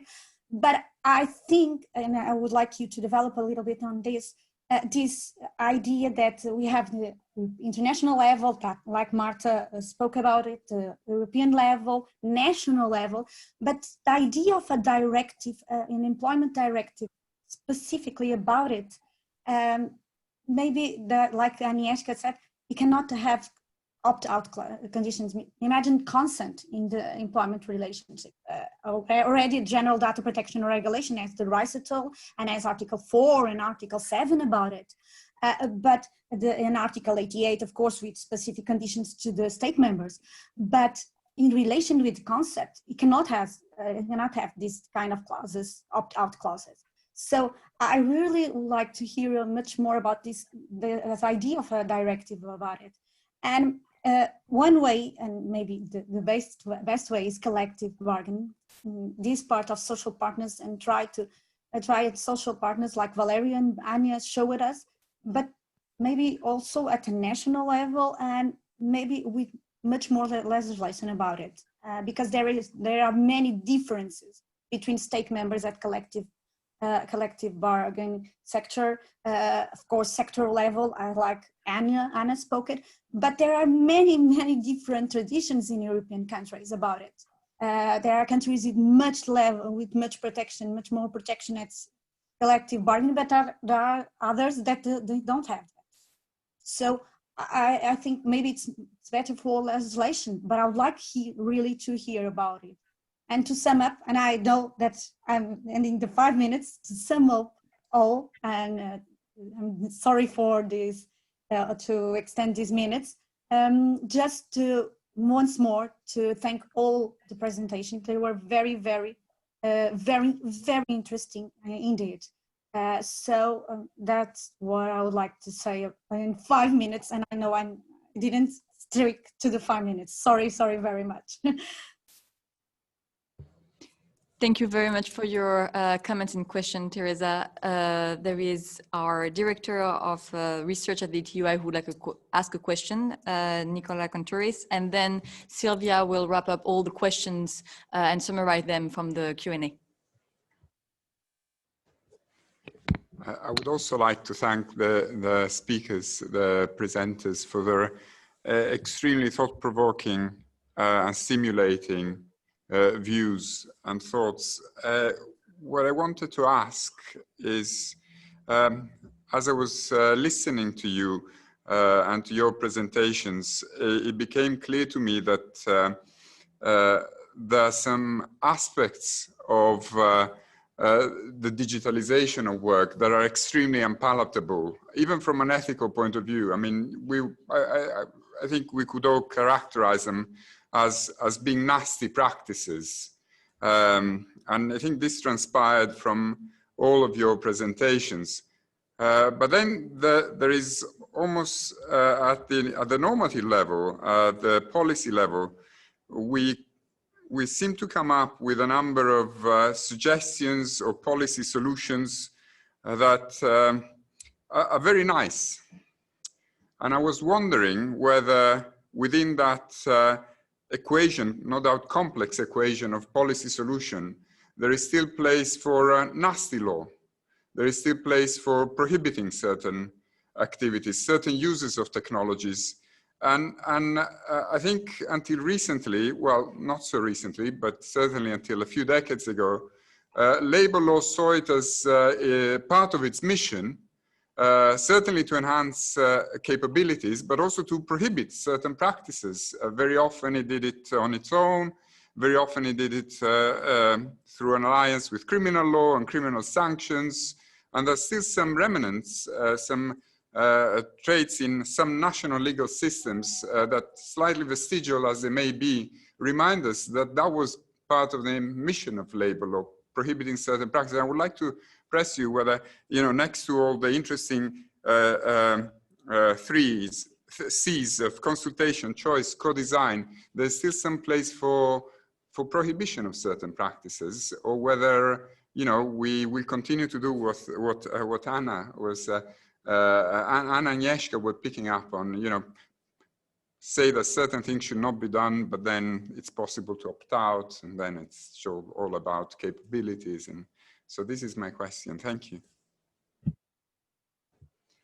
Thank you very much, Sylvia. If you can report the questions, and then I will give the floor to all the speakers one by one, so you can address all this comment that we bombard you with. Sorry about that. Yeah, okay. Thank you very much for all these comments. Has been very interesting so far. So I'm really happy for your contribution. Thank you. The interesting element that you presented were definitely reflected in the Q&A, because we indeed received so many questions. I will try to put them a bit together and address to the, let's say, the speakers that I think are more well equipped maybe in respect to today's presentation to answer. So I will start, well, in order, according to the order we had today. So Andrea, could you please, one question was about, indeed, I mean, if we want to set up a new status for gig work or platform workers, and we want to regulate the way they work, we should also address working time. However, as you mentioned, it's very difficult because those workers step in the working place in the moment they log in, and they are free to log out apparently, right? So can you please help us to understand how the regulation of working time can be approached from a statutory point of view? And then as a follow-up, can one law be sufficient to tackle all platforms? Of course, I would expect the mechanism and the type of engagement they have with the workers is totally different from different type of sectors. But yeah, I would also like to hear more about that. So thank you. Then Anna, you received a lot of questions because indeed we don't have only new business model, we still have work as we know it. And then, for instance, could you please elaborate on how do you see occupational health and safety, that we will discuss also later on, but how do you see this as a specific sector of observation, area of observation about the impact of AI and digitalization in the workplace, and who should be accountable? Legislator, collective actors, the employer, contractual level. I mean, this could be an interesting observation from you. And also how, I mean, the concept of just transition obviously also concern the way of worker is eventually made redundant. And as we have a digital transition, we can expect also many restructuring happening. They're already happening. So the question is, how do we ensure that the dismissal is not the first outcome of it? Then I will pass to Valerio. Thank you very much for your very engaging presentation. And a lot of questions were raised, and I can be summarized in one. You refer, and I can also refer to the observation made by the discussants. You mentioned collective bargaining in relation to the definition of the algorithm. But at which level? European level, because we are talking about multi-company sometimes. Are we at the national level, at the sectoral level? And also, how do we engage the producer of the algorithm? Because those are not obviously the employer. Sometimes, as you said, employers start using something that does not even understand fully. And as a follow-up question, I mean, how also to ensure that trade union, the information tech and consultation and workers representative are well equipped with the necessary technology, technological understanding. So how to overcome the technological barrier. And a related question that I will address both to Valerio and Marta if there is time is, how do you see the European framework on non-discrimination in relation to that? Because algorithms have a discriminatory bear or discriminatory risk. So is the current European law directive on non-discrimination useful in that sense? I will then pass to Marta. And thank you very much for a very interesting presentation. You show us that privacy law has a relevance for labor law. This we already knew, but you grasped it. And a question was very interesting, and it was like, can you please again elaborate and simplify maybe the connection that there is between an employee's privacy and the social right of the workforce as such?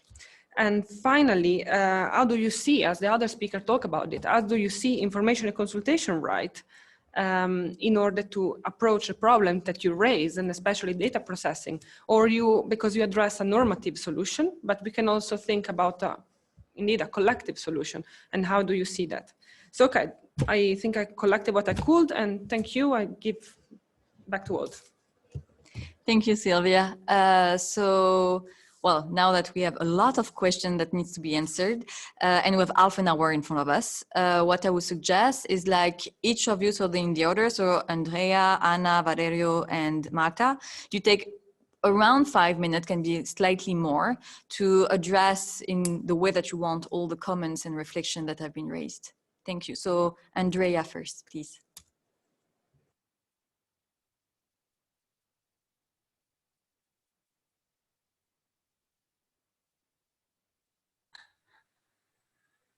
Hello, you hear me?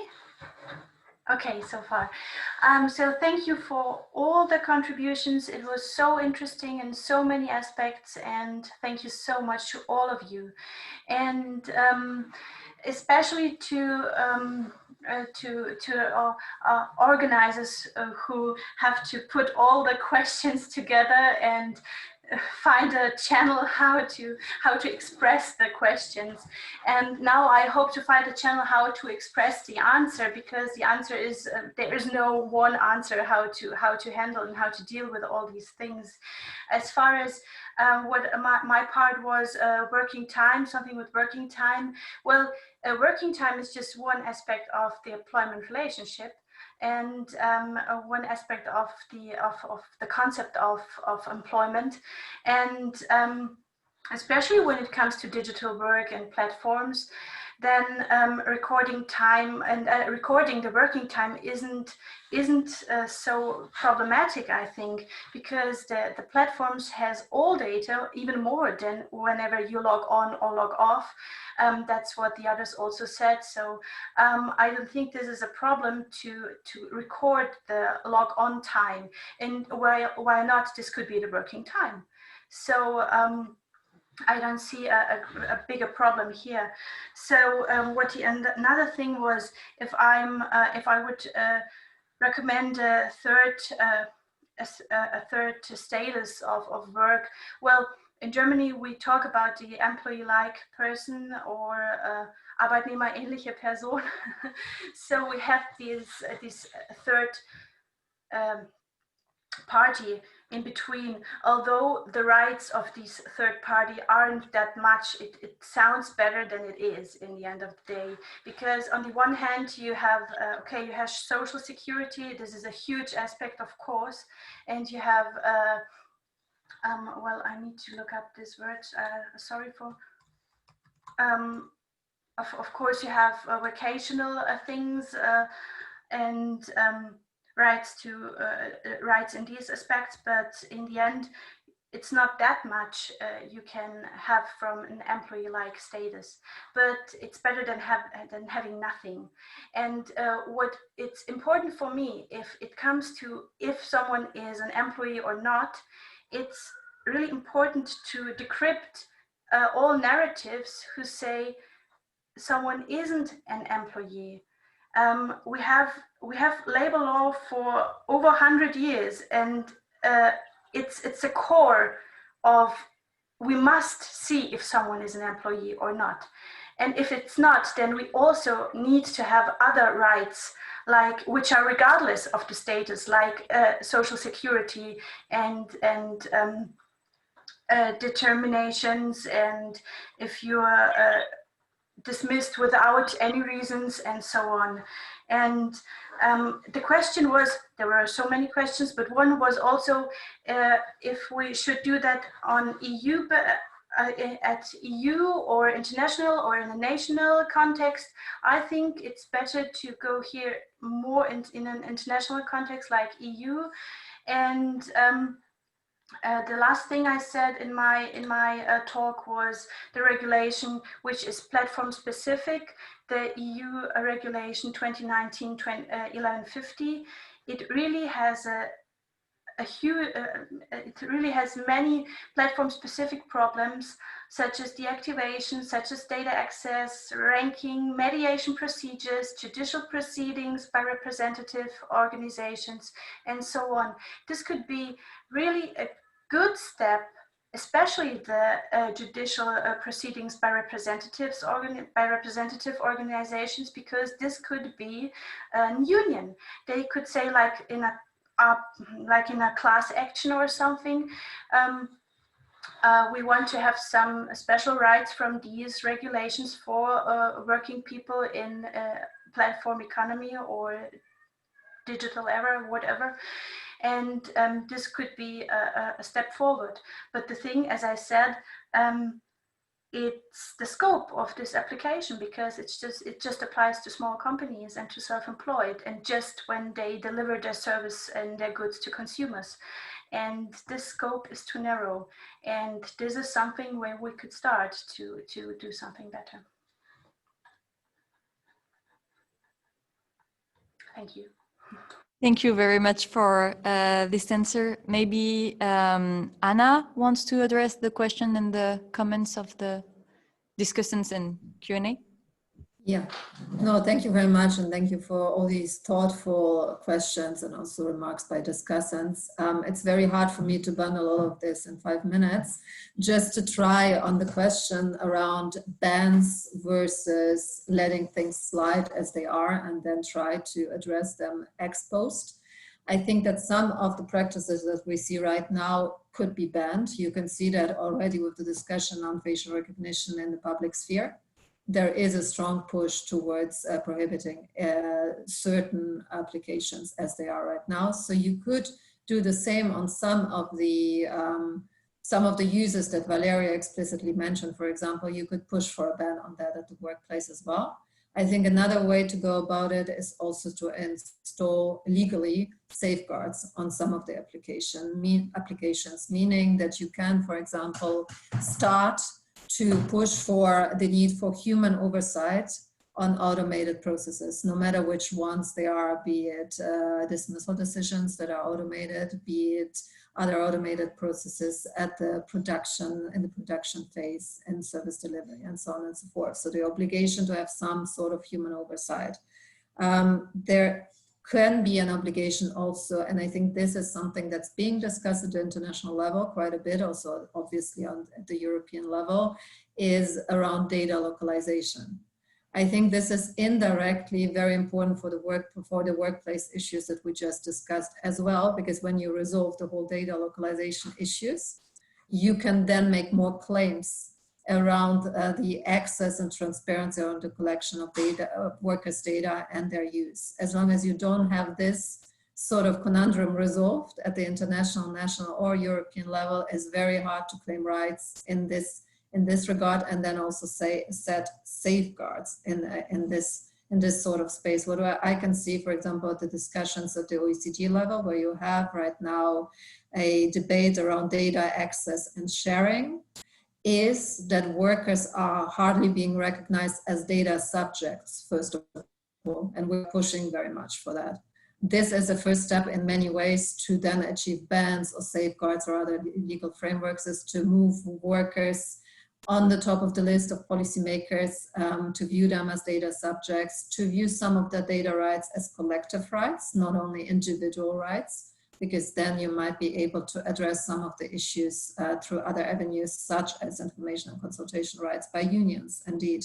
So I think that's one thing that I wanted to say, and this is also in agreement with some of the points that Marta and Valeria made around the fact that you need ex ante approaches, but unfortunately what is happening right now are ex-post risk-based approaches that are being deployed and that are already so much enshrined into policy thinking that it's hard to move into the ex-ante space. So this is a bit of a problematic context that we have here, I feel like. On the questions around fair transitions or just transitions, of course, this is about using nice words, but then not have much meat to it in the policy context. I completely agree with that. I feel like the training dimension is still an important one, even though it's the first thing that policymakers or even employers then quote as a solution to transitional needs. It is an important one because it's not working. It's not working in many European member states already. Upskilling and reskilling programs are not sufficiently funded, the access to them is difficult to achieve for some workers, etc. So it's still an important dimension to keep in mind. I think adding to that and to the whole connectivity broadband dimensions are many other factors that, again, we are borrowing from the climate change debate. It is about funding towards job creation, and this is something different.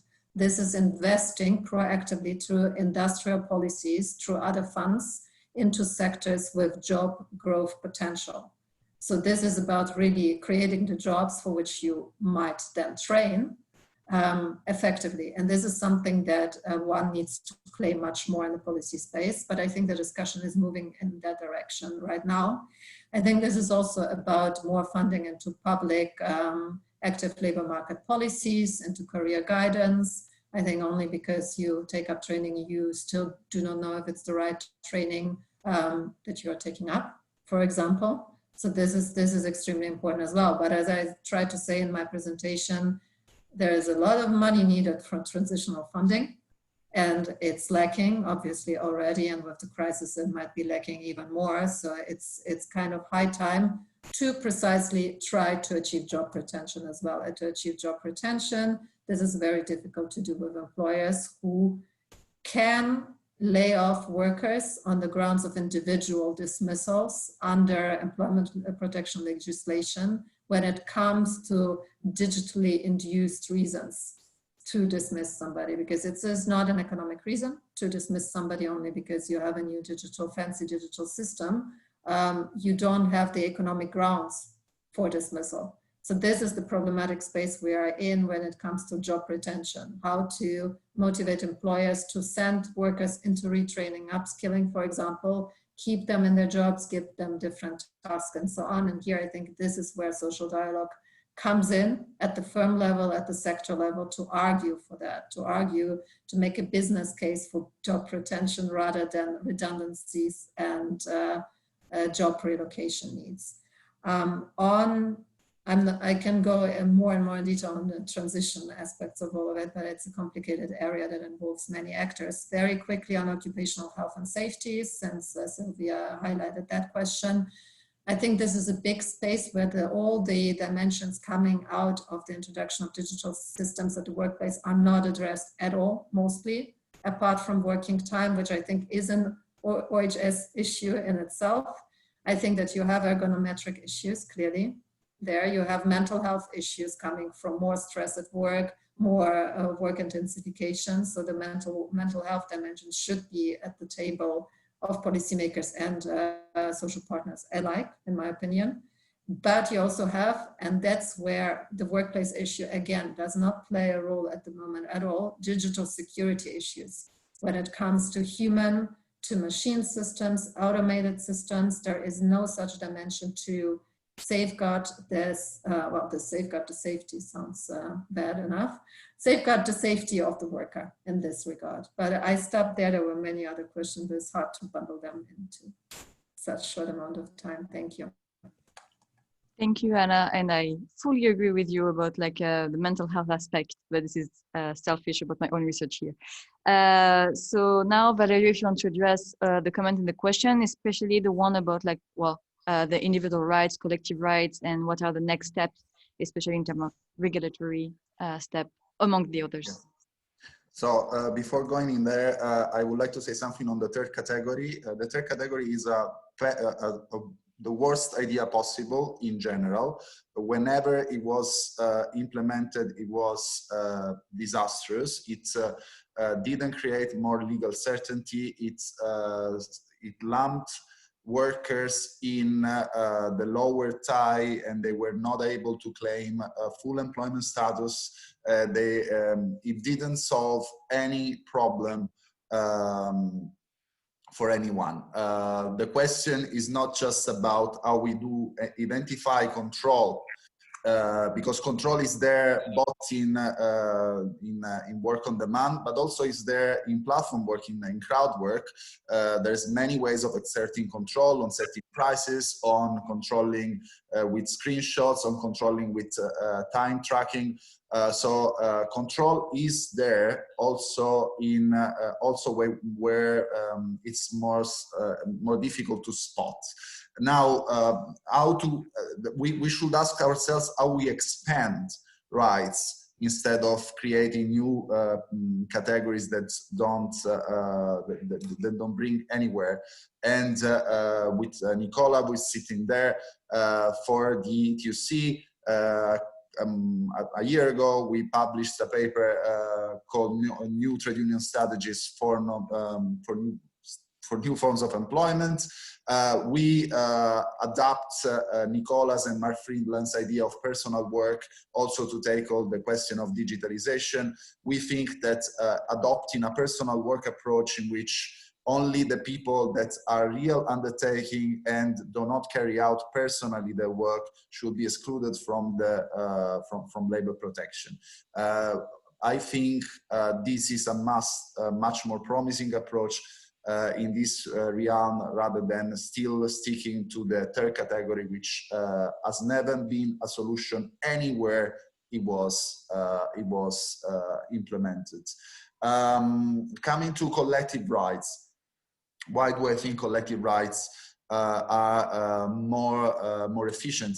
It is because individuals do not have the knowledge and capacity and time to engage with most of the issues that the new forms of algorithm management bring forward. And of course, it is not easy for trade unions and for employers also to engage with that, but we need to bring a lot of resources on this to engage with the tech people, to hire coders, consultants, programmers in order to break down the algorithm. And in order to do so, we need a multi-level approach. We need general legislation, both at the national and at the EU level, also developing the GDPR. That is a framework that applies to everyone. And then we need also more specific and of course we need then sectoral collective bargaining, but also when it's possible, also short-based, company-based collective bargaining to address this phenomenon. To address it also by making full use of the information and consultation prerogatives that unions have in workplaces. This is a matter, and it is already a matter. We don't need a reform for that. It is already a matter for information and consultation. The problem is that there is no information consultation at the moment because there's not so much awareness about these tools. But it definitely falls into the realm of information and consultation law as it is now. So a multi-level approach that is also sustained by legislation. And to go to Nicola's remark, certainly we also need to adopt a prohibition approach to certain tools. There are many laws around Europe and even in the US that, for instance, ban the use of polygraphs, of truth machines over workers. There's no reason why we shouldn't ban AI that tries to detect lies in a very most of the time flawed way and very invasive ways. So I think there's also a big part of prohibition that needs to be put in place. But at the same time, the general legislation can set out this prohibition and can also set out ways of protecting workers, but we need collective bargaining also to engage with this, because collective bargaining is much quicker and more efficient to address the introduction of new technologies of the workplace. Now to involve programmers, and I close, before introducing new technology of the workplace, we need information and consultation, and we need also to involve the producers, and we should again prohibit the introduction of certain monitoring devices unless they are proved, unless they are sanctioned, for instance, by legal authorities and by social dialogue mechanisms. So we need to have an approach based on the principle of presumption in this realm, and not allow the use of these technologies unless they are vetted before. Thank you very much for this remarks and answer. So I will ask the last speaker, Marta, if she wants to address anything. Don't need to time a setter of 5 minutes. It was just a guideline, but it can be a bit more. We have the time until 4. So yeah, that's perfectly fine. Thank you. Well, I could say I couldn't agree more with Valeria. Frankly, I think that the fair transition, or to paraphrase Isabel Schumann words, the responsible transition to digitalization really requires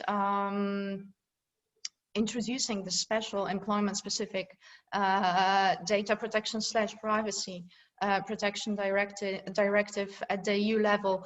What is important to notice is that we already had this kind of discussion under the previous instrument, when in 2001 and 2002 the European Commission entered into the consultation with the social partners. At that time, there wasn't that much political willingness to regulate those things at the EU level. But still, again, coming to one of my main points of today's presentation, the rights that are at risk from the employee's perspective. On the other hand, also the burden that is put by the general data protection regulation on the employer's shoulder, namely all those provisions that basically leave it up to employer to set a proper balance between his interests, his legitimate interests, on the other hand, the employee's rights, is pretty heavy. So I believe that right now we really have a great momentum to fix it. How it could look like? It could, in my opinion, we definitely need a multi-level approach. We need a holistic approach that would encompass basically trying to set kind of regulatory platform between the very general but still kind of robust data protection norms on the one hand, and on the other hand the labor law rationale, also for example in a way of performing the so-called collective consent, which can be realized by the social partners. We already have loads of guidance how it could look like. such a legislation, and it's still not outdated. The ILO code, the guidelines coming from 90s, the recommendations coming from the European Council, not to mention the guidelines coming from the European Data Protection Board, former Article 29 Working Party guidelines that specifically demonstrate like what kind of principles could be incorporated in such a legislation. What is important, I think, is to move the legislative emphasis again from the transparency prerequisite as well as the control, overall control idea towards establishing more employment specific norms, and basically concentrating not on personal data, not on sensitive data, which are always context dependent, but rather concentrating on privacy or personal data invasive practices such as monitoring, profiling, algorithmic discrimination, and we could name like many of different practices. Yeah, so this would be when it comes to consent as such. We already have as a kind of criteria for the legitimate criteria or basis for the processing of personal data in employment context. We already have like very clear stance coming from the European Data Protection Board, so the institution that is composed out of the supervisory authorities coming from different member states, that it shouldn't form a basis for processing of personal data in employment, because it would be very much difficult to prove that such consent follows the Article 4 requirements, namely that is, for example, voluntary, since it can be given under threat of losing job or losing opportunities for promotion, etc. And there was also interesting, I think, interesting question about the social dimension of employee right to privacy. This is not my invention. This is something that was invented under the European Convention of Human Rights through the jurisprudence, very progressive jurisprudence, the European Court of Human Rights, when using this integrated approach to the interpretation of right to privacy and referring to the right to work, which is not as such encompassed under the European Convention of Human Rights. It managed to find the social dimension, so it managed to use the right to work just to refine the scope of coverage of the right to privacy, and also set proper balance between the right to privacy in employment and the legitimate interests of the employee, also referring to this right to work. So I would just recommend exploring a bit the European Court of Human Rights jurisprudence in this regard, and specifically the integrated approach that was in employment context initiated in the Sidabras Jautas case. Yeah, and I now remembered about one thing about this European legislation, that definitely I agree with Valeria that under this European framework that we could set at supranational level, there is a definitely place for nasty law, in a sense prohibiting certain privacy and personal data protection invasive practices.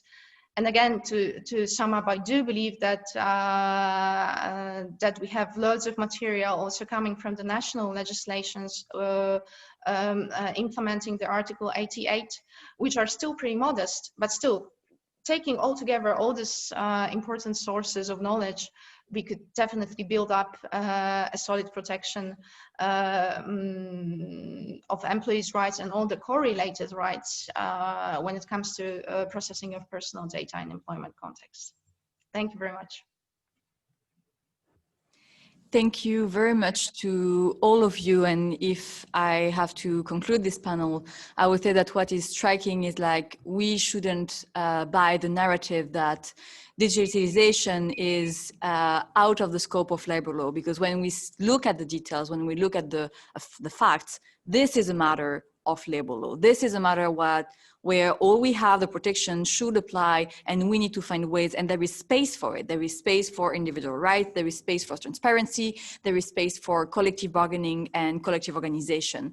So we need to keep going and raising awareness about the consequences and holding people accountable about these practices and the impact in labor law. So once again, thank you so much for each of the speakers and the discussant and the people who asked questions.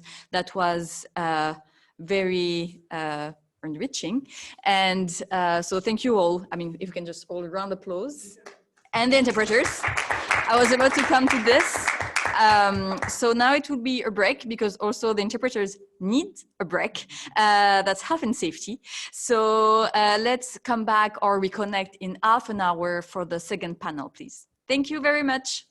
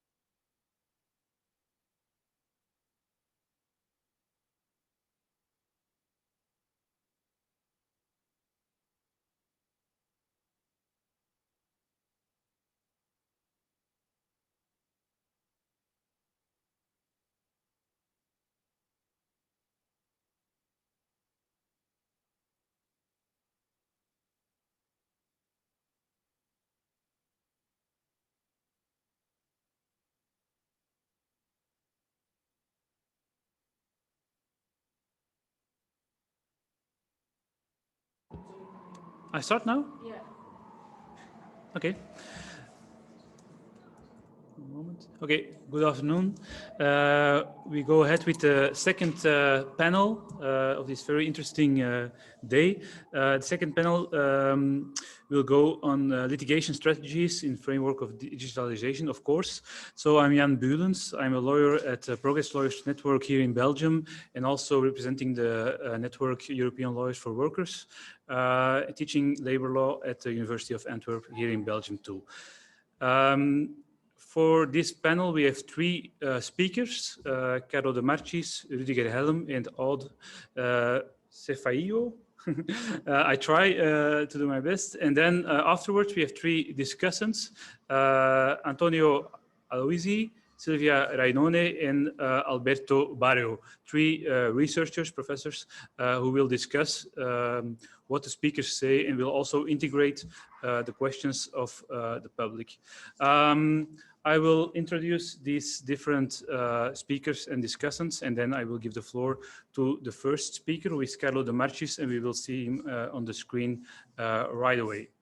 So Carlo De Marchis is a lawyer admitted to practice before superior courts in Italy. He graduated in law from the University in Rome and further specialized in labor law, social security law, and industrial relations. Works in close cooperation with the CGL. During the past years, he has developed several legal strategies to provide adequate labor standards to workers in vulnerable conditions, and notably to platform workers. So there's a whole list of cases that he did and is currently doing. So I think it's a very interesting speaker to start with. After that, we will have Rüdiger Helm, who is present here, who is famous of the case Mangold Helm before the Court of Justice, European Court of Justice, yes. European Court of Justice, who has studied in law in Munich. His doctorate, his PhD in Hamburg in 2012, and also at the University of Cape Town in 2017. He's a member, and he wrote it down, even a supporter of trade unions, a founding member of the network, the European Network for European Lawyers for Workers, and of several other German and European associations. So he will also, as a lawyer, talk about some cases before the courts. As third speaker, we welcome Aude, who, as a researcher and also currently working at ETUI here, as from October, she will also address the issue of health and safety. It's her subject, it was her subject, it is her subject. She has a law degree from the University of Glasgow and the University d'Auvergne in France. She has also obtained her PhD on health and safety, and was very interesting, I think, social, legal, and comparative approach. So she knows a lot about different countries and the legislation in these countries. Then the different discussants. So we will start with, as I already mentioned, Antonio Aloisi, who is an assistant professor in European and comparative labor law in Madrid. Holds a PhD from the Bocconi University in Milan in 2018, where he was a lecturer at the School of Law, and also obtained LM in Law of Internet Technology. Then we will have Alberto Barrio, who performs research on in-work poverty and vulnerable workers here at the KU Leuven as part of the Horizon 2020 project, Working Yet Poor. Before that, he was a PhD candidate at Tilburg University in the Netherlands, working on the topic of social security and platform work. And as a last but not least, of course, the third discussant, Silvia Rainone, who holds a law degree from the University of Bologna, 2012, where she specialized in European integration and fundamental rights, and working currently at the ETUI, and also part of the coordinating committee of the European Lawyers for Workers Network. So very interesting speakers. We start with the first speaker. I have to mention, of course, I have to watch the time. So all the speakers have 15 minutes, maximum 20 minutes. And then we will pass to the different discussants. So I first give the floor to Carlo De Marchis. I welcome you and thank you very much for participating in this panel. You have the floor. Allora, innanzitutto buon pomeriggio e spero che si senta. Vorrei primariamente ringraziare per avermi invitato, avermi dato la parola su un tema di estrema attualità e che tra l'altro mi consente appunto di avere un confronto anche a livello europeo e un'occasione di stimolo per riflessioni in tema di politica giudiziaria sulla base di un'analisi che vada oltre i confini nazionali e che quindi valorizzi, come io ritengo sia necessario, una tutela multilivello.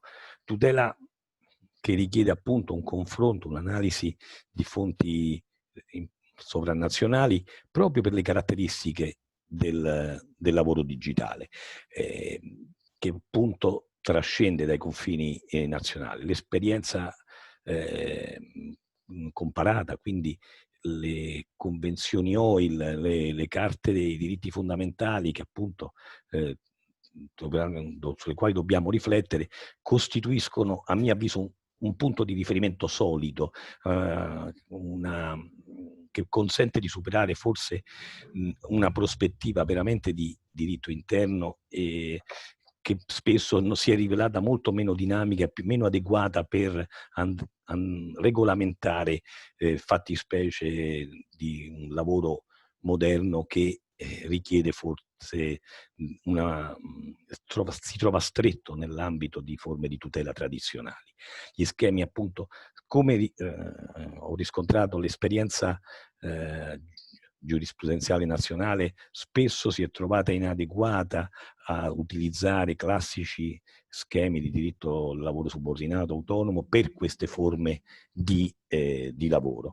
E quindi in questa prospettiva fonti internazionali hanno presentato invece un maggior dinamismo e hanno consentito di ampliare la tutela per queste nuove forme di lavoro. È a mio avviso significativo che le due più importanti decisioni della Corte Costituzionale di questi anni, che riguardano in termini di diritto sindacale e in materia di diritto del lavoro, in particolare di licenziamento, si siano fondate e si siano incentrate principalmente considerando appunto queste fonti sovranazionali.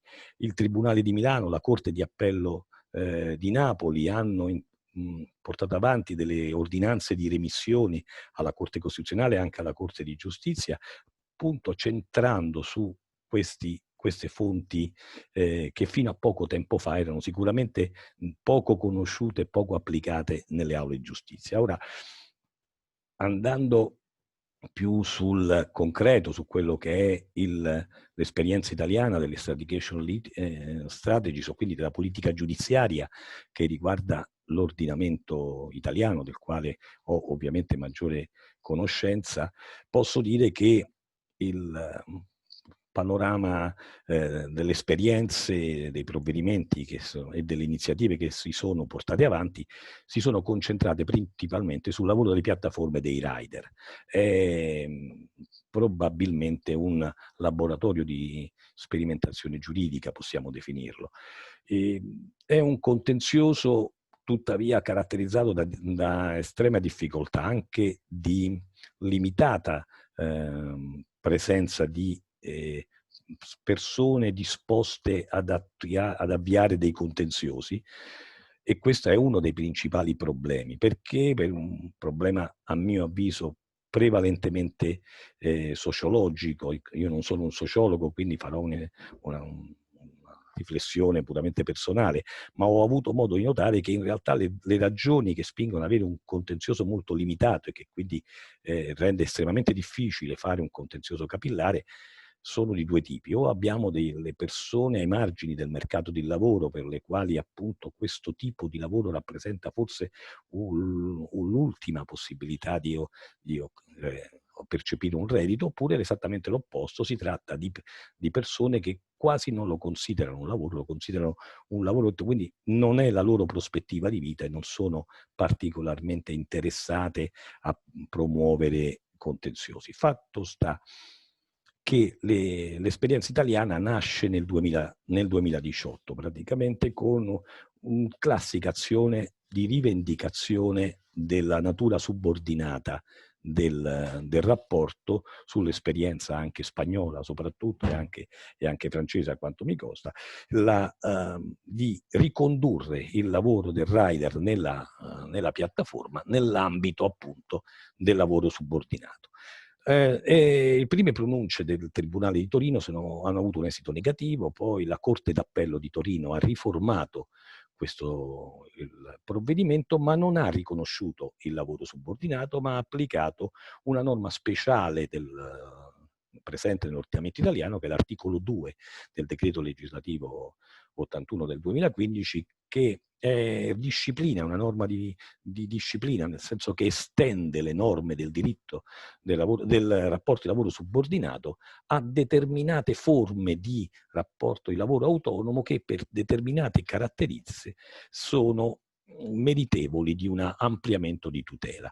Quindi non vi è una riconduzione nella fattispecie del lavoro subordinato, ma vi è un'estensione di normativa. La Corte d'Appello, tra l'altro, poi ha ritenuto di fare un'operazione di applicazione selettiva delle norme applicabili, dicendo no, alcune norme, non tutte le norme del lavoro subordinato, ma solo alcune.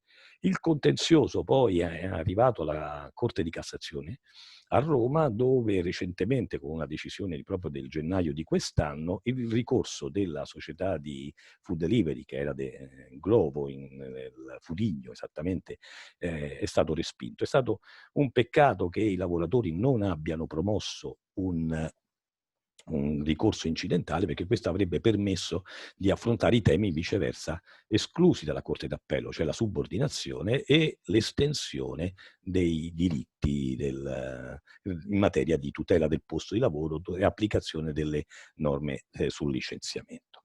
Dicevo appunto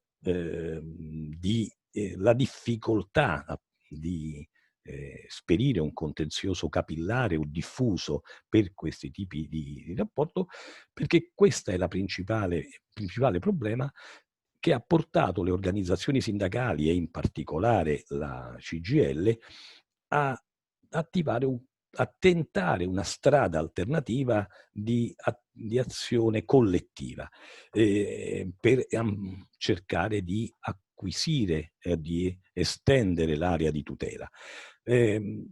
Azione estremamente complessa in Italia, perché non esiste un'azione collettiva o una class action in materia di diritto del lavoro, almeno non lo esisteva fino a pochissimo tempo fa. Attualmente è stata introdotta nell'ordinamento, non è ancora entrata a regime e quindi in realtà l'azione del sindacato alternativa a un'azione di singoli è estremamente complessa in Italia.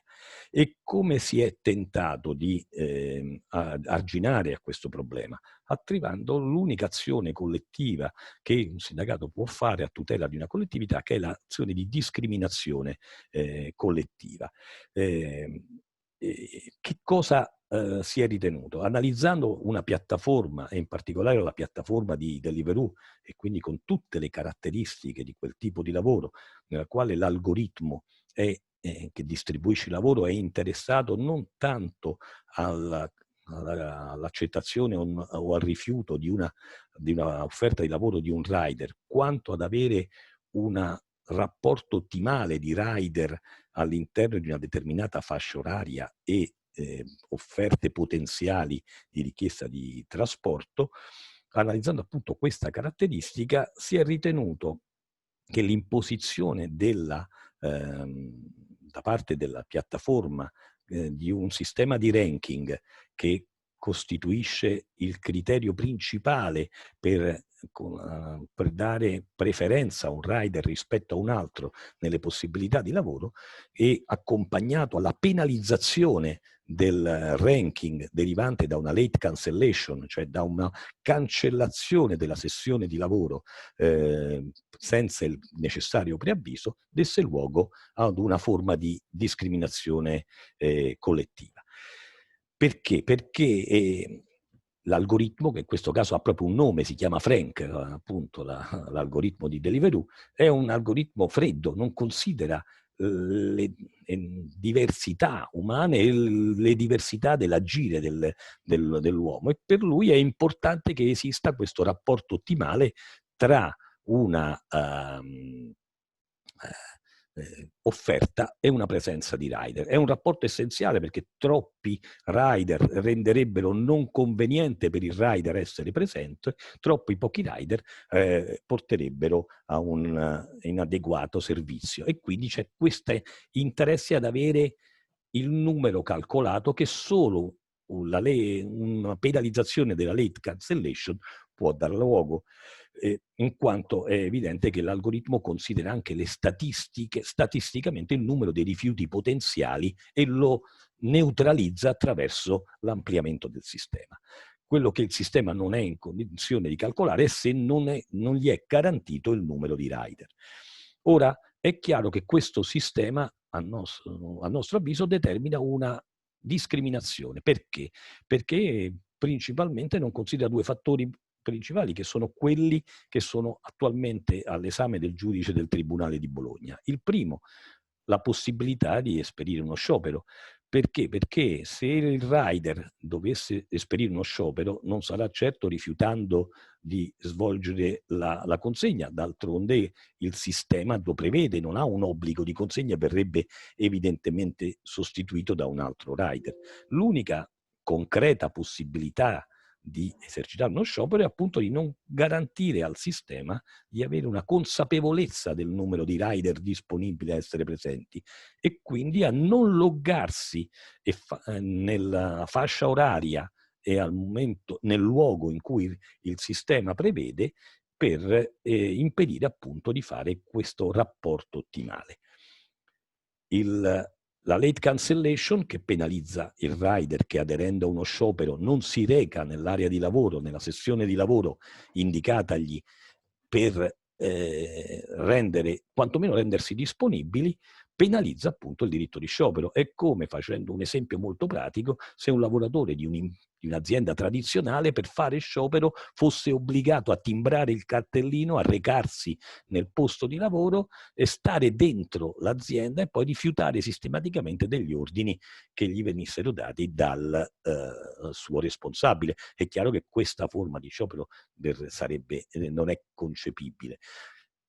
Analogamente il sistema che penalizza la late cancellation con la perdita del punteggio e quindi con una lenta ma progressiva estromissione dal mercato del lavoro non considera neanche le peculiarità e le caratteristiche di persone aventi esigenze di cura proprie o di propri cari. Si immagini una situazione di un lavoratore che ha un'esigenza di tutela di figli minori o di chiunque altro e che per un'esigenza di malattia non è in condizione di recarsi, ancorché a rifiutare.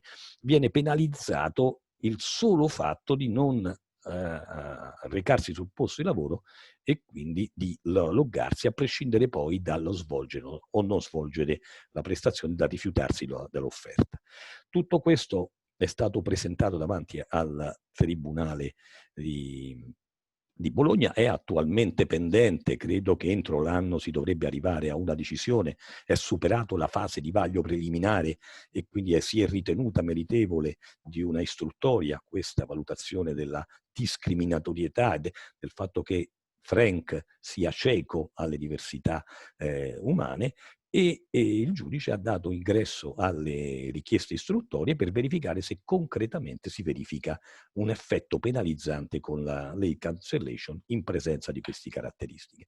Il contenzioso è estremamente rilevante perché pone in essere un problema sul diritto di sciopero di questi lavoratori, sul diritto a una negoziazione e alle attivare le azioni di autotutela collettiva per questi tipi di rivendicazioni per lavoratori che non necessariamente sono riconducibili a una fattispecie lavoro subordinato.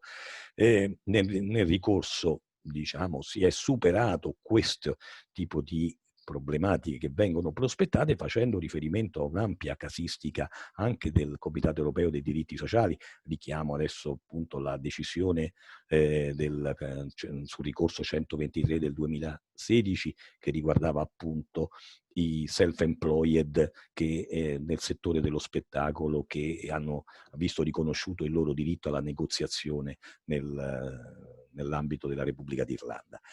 Andando rapidamente, anche visto il breve tempo a disposizione,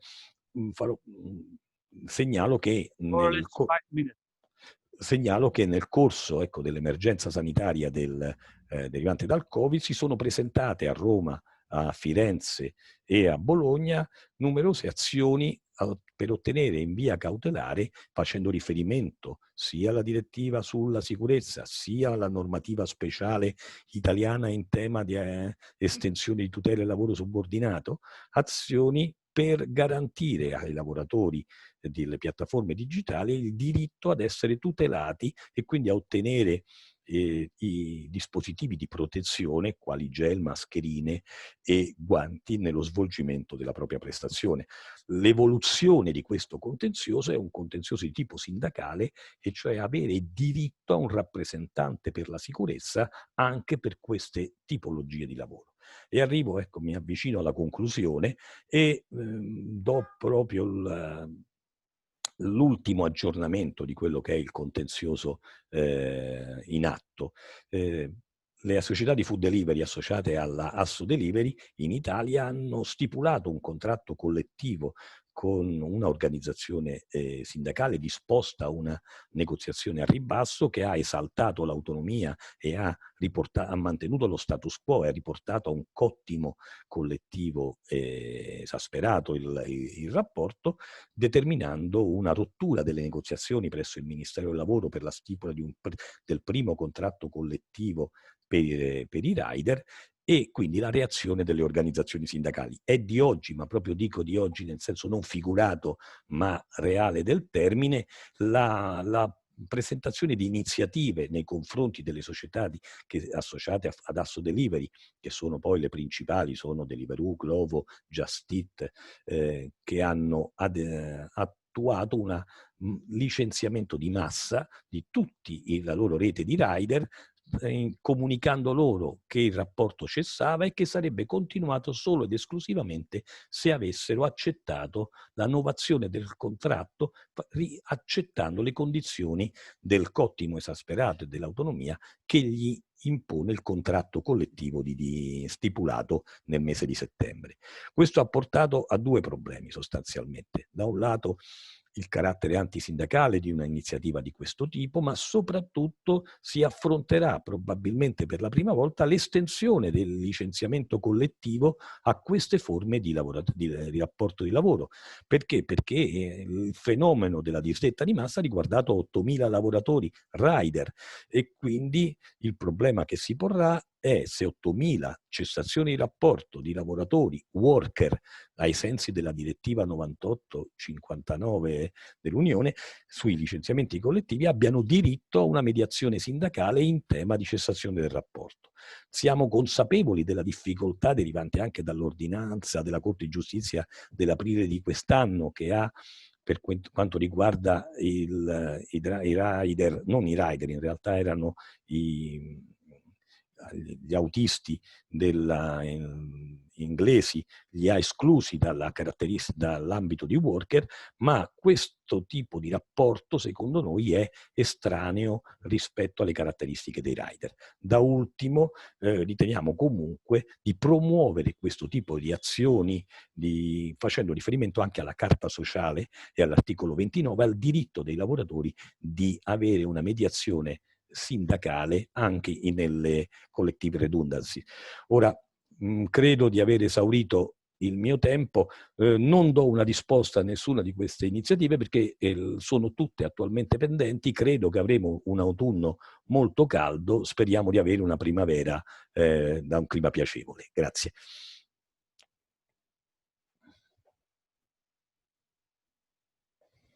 Thank you very much, Mr. Marchis, to stay in time and to give this insight in these cases in Italy. I think the outcome of these cases on the right to strike, on COVID, on collective bargaining are important for trade unions all over Europe and for the European Trade Union Confederation as well. Thank you as well to address not only the issues of the arguments presented before the court, but also on these other two aspects that I noted down: the insufficient, the importance of international law. Maybe we can talk about that during the panel, and also the collective nature of certain litigations, procedures. That's important to do these procedures and litigations on behalf of different workers and not only on behalf of one worker, eventually to launch a class action. So it's not so much on the arguments, but also on which kind of procedures do you use for this kind of workers. So let's pass immediately to Rüdiger Helm to see if he What's his experience regarding platform workers and litigation in this field?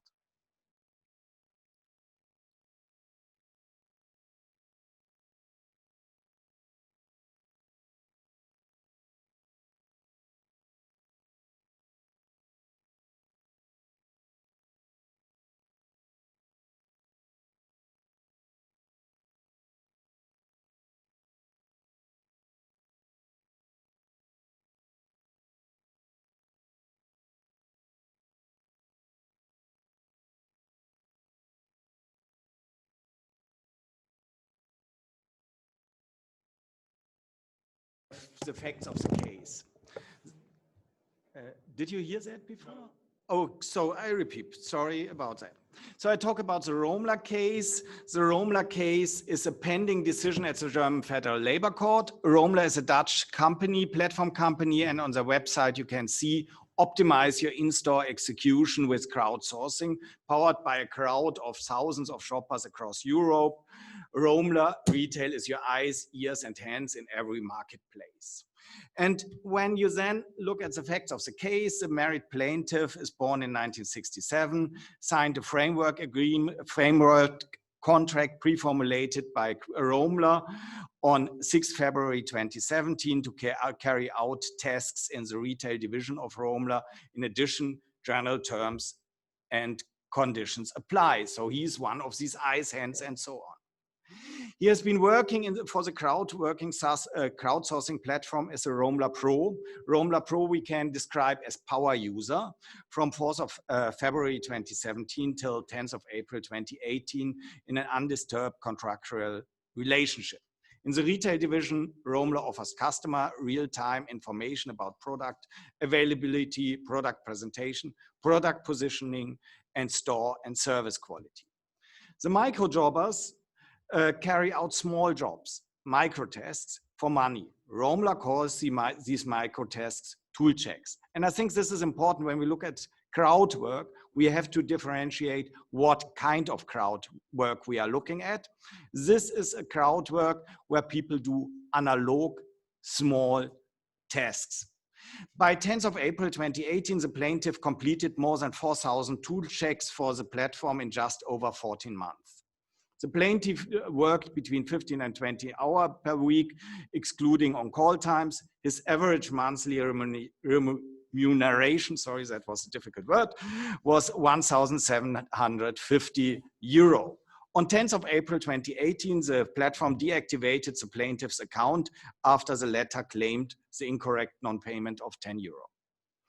Romler sees him as an independent entrepreneur. His employee status is disputed. So now we look at the second aspect of the case. Sorry, I have to change it here as well. How works the allocation of tool checks?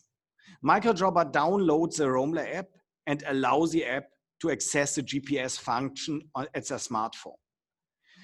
The microjobber sets up a Romler user account with his personal data. She or he sets up a PayPal account, which he or she names in the app for payment. They start on the Romler level 1 to learn the work. To do this, they carry out tool checks with free of charge, such as collecting data and taking photos according to Romler specifications at a location selected by the platform. Once a microjobber has qualified, he or she reaches Romler level 2 and is allowed to perform paid jobs. Paid jobs will, within a radius of 50 kilometers from his current location, will then be visible via the app. Sorry, my client is a man, so it's everything in he, but of course it applies to everybody.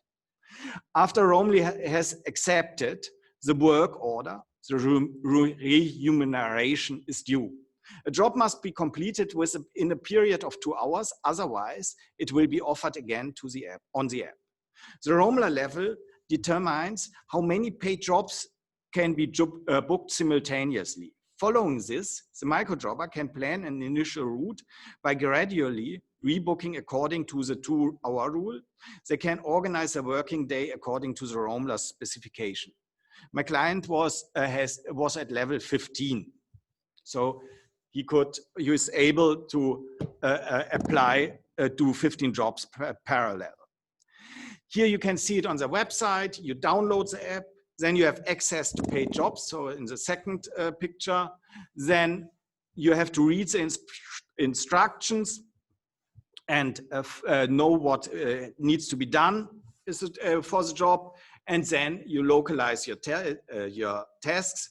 I mean, there on the picture you see a job with €7. There are a lot of jobs which are between €2 or €3. And when the job is done, you submit the tasks, and the company, you can see it's a company, maybe very, very, very small, the company needs to accept the job, otherwise it's not paid. And then they say, again, this, some words about the Roamla Pro, but the description as a super user is, I think, the best. So what comes next? First, we look at how the plaintiff work for Roamla. Second, we look at the product and the production process of Roamla. Finally, we draw legal conclusions.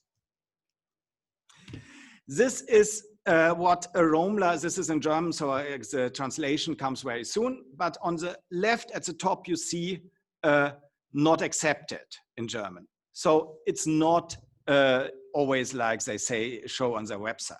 And here you can see a step-by-step instruction. And where you see the arrow, this is the answer. So the work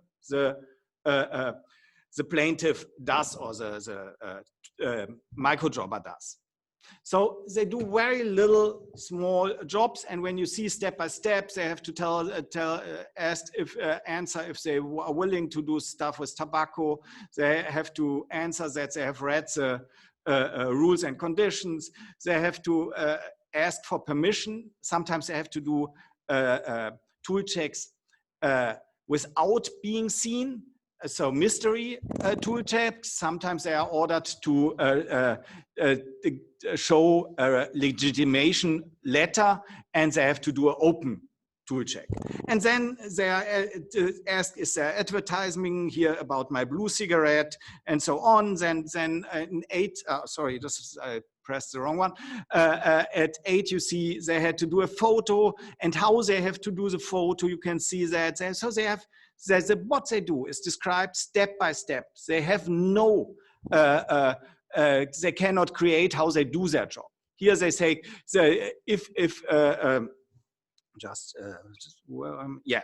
here, if no clip is running, please take an overview photo at of the area behind the counter, tobacco products. We will ask you to take at least a second photo. So this is how they do work step by step. And this plaintiff did 4,000 times in 14 months such jobs. So I have to press here. Yeah. So this is how Roamla describes their workforce on the website. And on the left side, a skilled crowd anytime, anywhere. In the gray area, you cannot see it very well. They write, it's an on-demand workforce. So I think it's a kind of work which is very similar to on-demand work, but you cannot give an order period because it's ad hoc. So they chose a different way to organize their work. And they do, number 1, crowd selections. Then on number 2 is they do task settings. They slice their products in small jobs, and they have a community management, as they call it, community management. This is the organization of the crowd, that they have in every area enough crowd workers, and they do a review process. This is number 4, where they decide if a job is done well or not, if they pay it or not. That's the whole point. And so it's a widespread crowd which does repeatable jobs, and they can do a high volume of tool checks. So here you can see, we talk about Roamla retail. The other areas or branches of this company are not active in Germany, and I don't know them. But they describe under this stay in control what their product is. And from that, we can see what they produce and how they produce and what the role of the microjobber is. They produce customized analytic tools. They produce this so if whatever the retail company or the producer or the gross importer wants to know, they start a dashboard, create that, and add and fill this dashboard with the information the microjobber collect. And that's why the directive to the microjobber needs to be so detailed. So I call it the Romler Digital Factory. Romler produces a customized analysis tool for its clients. The microjobbers carry out small dependent production steps as part of the production process of Romler. The tool checks. The plaintiff is integrated in the production process governed by Romler. Romler exercises the right of employers to give instructions and tells the microjobbers how, where, and when the tool check have to be done. So Romler exercises instruction with regard to the place of work by determining the analog place where the work has to be done, which is a specified shop or a gas station, and the virtual place of work, which is the digital interface of the virtual factory with which the products are created. So we have to see what's new of this kind of production, that we have a digital workplace. So we have to think in this film matrix, because this digital workplace is crucial that the production process is possible. Romler exercises instruction right with regards to the time of work by determining the period of the execution of the work and the time of its completion. The plaintiff is dependent of the virtual place of work. It is necessary for carrying out the work. The virtual workplace is assigned, controlled, and mastered by Romler. Romler controls the microjobbers, its workforce by GPS. It controls and sanctions, in the worst case, by deactivating the user's account and thus depriving users of his or her livelihood. So this crucial question we have to look at, and still remains, can the fact that the microjobber picks his work from the Romler app be an argument against an employment relationship? And I think, of course, we have to accept that the microjobbers pick the work from the app. Romler distributes the work via the app according to a rummage table method or bargain table method. I don't know what the right translation is. In German, you would say Wühltisch. If the work is not done in the deadline, it returns to the rummage table. This is a concept to offer work on demand, where the notice period is to be ignored. Because in German law, and I think in most countries, and I think in the European directive, you have to give a time period when you do work of demand, when you give orders. And they find a concept where they don't have to do that because the workers choose the work. It is a distribution of the work according to today's technical possibilities, which is even more effective and economical than an allocation. Personal dependency is a key factor in the German concept of the workers. The economic dependence of the microjobber may be obvious, but does personal dependence also exist? I think so, because technical developments must be taken into account in the overall context, and is just a modern way to organize a production process. The German Federal Labor Court said in 1978, such an approach does not extend the concept of employee inadmissibly. It is not, it said it in German, so please don't look at the translation. It is not a question of moving types of contract which have hitherto been considered to be part of the liberal employment contract into the field of labor law. Rather, the aim is to take a correct view of new types of jobs created by technical development and to correctly classify the corresponding legal relationship in our legal system. I think this is the core. And when we look at this, wrong here. So what we are confronted with, crowd workers and microjobbers, Do we have young terms for old familiar? That depends, as often in law. The company's contract drafting and general terms and conditions are designed as an anticipated negation of labor law. But it cannot depend on the will of the employer. Crucial are the circumstances under which the work has been carried out. The acceptance of such practices could undermine labor law whenever there is a possibility of organizing work in such a way that those willing to work pick up and do and deliver the work. An app like the defendants is a perfect example of how labor law could be circumvented in the way as it is a basic prerequisite for controlling the supply and demand of labor. A technical device, I think a technical device cannot lead to a legal relationship being assessed differently. So I think a technical advice cannot be a reason to circumvent labor law, to ignore labor law. As soon as a work order is accepted, a microjobber is subject to Romler's instruction regime. We saw that. This guy did 4,000 times, made photos according to the order of the company. Platform work is an organized form of a production process and a form of workforce management. So I think it's, I'm absolutely sure it's an employment status. Yeah, but the German Federal Labor Court will discuss the plaintiff's employee status on 1st of December 2020, and we will see what happens. But I think we have to come back to the idea of our meeting, Rethinking Labor Law in the digitalization era. Thank you.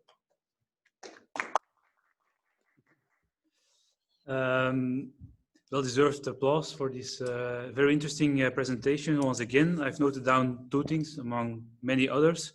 First of all, again, a court case coming up soon, 1st of December. Right. And very interesting judgment of the Labor Court already in '78 that regards to the substance of the contract and not to the formal side of it. I think it is one of the big challenges always in the employment law, in labor issues. So we will see if the same approach will prevail. And secondly, in the previous panel, we talked about the culture and we talked about also the language, I think is important. Yes. I noted down, it's nowadays we talk about micro jobs. I don't know if it's to circumvent the idea of mini jobs, who was already very present in Germany before. But I think that the language used by platforms and also in other presentations, Valerio talked about it, it's very important. It's also a way for platforms to not talk about the reality, but to make kind of history, a storytelling that's not linked to reality. And so maybe it's also an issue that we can talk about it later on, because it's not only a question of language, but it has some consequences for the judgment and the judges, how they deal with these cases. Okay. Last speaker, last but not least, of course, once again, Aude, who will talk about this very important issue, certainly in these COVID times, of health and safety and how it impacts platform workers, and maybe also regarding some other issues in this branch. You're a specialist, specialized in this field, so we are very eager to know what you will tell about this issue. You have the floor. Thank you very much. And here I have already thanked the organizers for setting up this conference, but I would like also to warmly thank them for putting health and safety on the agenda of this conference. And to start this presentation, I would like to ask you to imagine a situation. So imagine you're working from home at night, you have been working all day, you are just exhausted and starving, and bad news is you have to keep working for the rest of the night. Here, you don't want to waste any time cooking, and anyway, the fridge is empty, so no choice. Then you remember that using your phone or going online, using a certain platform, let's say Deliveroo, you can select your favorite restaurant, even though normally they don't offer any delivery service. Here you pick your favorite dish, a couple of clicks, add to the basket, you pay, and then you can even track your food on the screen so you know when to expect the sound of the buzzer. So when you open the door, the floor, like the food is literally out on the doormat, being warm and ready to eat. All of that with little, or let's say no human interaction. Convenient, right? Especially in a time of pandemic. Now, I want you to imagine another situation. This time, you're a delivery rider. You have been like logging in the app for, let's say, half an hour, 45 minutes. You have been waiting to have a task allocated. And when the person working from home finally selects the favorite dish from the favorite restaurant, you get a notification. Then you need to go to the said restaurant, wait for the food. And once you have the food, the real fun start. You have to go as fast as you can to the customer house. Remember that the food has to be in one piece and warm. If not, bad review. Here, the bad weather doesn't matter, the quality of the road doesn't matter, the fact that the neighborhood is safe or not doesn't matter either, or at least it might matter to you, but it doesn't matter to the algorithm, which is currently collecting and gathering the data about your performance. All this data will then lead or influence the next shift that you might have, the task that you might have, and well, the number of work you can do and perform, and so the money you will make at the end of the day. This is not a story. This is a reality for a lot of riders and like food carriers, not only Deliveroo. You can call them Uber Eats, Foodora, doesn't matter. This is all the same concept. Once again, I'm not saying that Deliveroo is responsible for the bad weather, the bad working condition, bad quality of the road, and the fact that neighborhoods are not safe. This is not what I'm saying. The fact of delivering things existed before. However, before, when you're not tracked and monitored by an AI, you can make a conscious decision and use your common sense that if you are in a risky situation, you adapt your behavior. Here, there is no space or freedom for adaptation. You are put in the situation that if you want to keep working, you have to take risk and you have to put yourself into danger. And here, actually, the fact that they put themselves into danger has been reported. I mean, Christina University conduct research showing how the time management is affecting this worker and how they're spending hours waiting, and then with a short period of time, they are under high pressure. Karen Gregory published something in 2020 about Edinburgh and the fact that in certain neighborhoods, some delivery riders are being attacked in the street and the bags, the smartphone are getting stolen. So this has been heavily recognized, right? And not to mention the fact that being tracked by an algorithm adds stress and anxiety to the way you perform work. And here there is a report published by the ENRS in France, but it's the same system everywhere once again, 2 years ago, literally saying that being managed by an AI add a layer of risks to the workers, to the riders in the way they perform. All I want to say here is that what we do now has real consequences. Investigating health and safety and how they're impacting by management of the AI affects life, and it's a reality, right? So this is important. This is not just theory. So here we have to ask ourselves, what are the legal norms applicable in health and safety that we already have, and how are they challenged by the business model and the working organization using AI? And here, I would like to say that we have something already at the EU level, and I'm focusing at the EU level first, because in theory, when we have a directive, it sets minimum standards that we all share in the European Union. So what I'm going to say right now about the general principle of prevention exists in one form or another in all the member states. Of course, once again, we have seen and listened that there is some national specificities, but I want to focus first on one we have in common here. So we have the directive, the framework directive 89/391 EEC. And they're setting the general principle of prevention that are in the presentation right now. long story short, what it said is like you have to assess and evaluate the risks. Then once it's done, you have to take measures to avoid the risk. Ideally, you avoid the risk at the source, so you remove the source. If it's not possible, you have to replace by less dangerous practice or practices. You have to then provide protective measures first collectively, and then as a last resort, individually. And this has been proven to work fairly well because it's flexible over the past 30 years. However, this principle that can be applied are heavily challenged right now by the platforms and by the use of AI for two reasons. First of all of this framework rely on the prerequisite of having a worker-employer relationship, because this is the employer who has the responsibility to take care of the workers' health and safety and who has the responsibility to assess and to prevent and to take the measures. If this entity doesn't exist or is not recognized, because I will say that it exists, but it doesn't have this label right now in the business models, all of that collapse, or at least the worker, the riders cannot ask the use of these rights. Then there is the second part, which is more practical one, which is, let's be honest, the platforms are more focused towards compensation than prevention. So for example, if riders are willing to take a shift with bad weather, they might have a bonus, right? Or if it's like late at night. But at no point right now, the platforms are using the fact that they're monitoring the workers to actually prevent the risk of working under bad weather or late at night.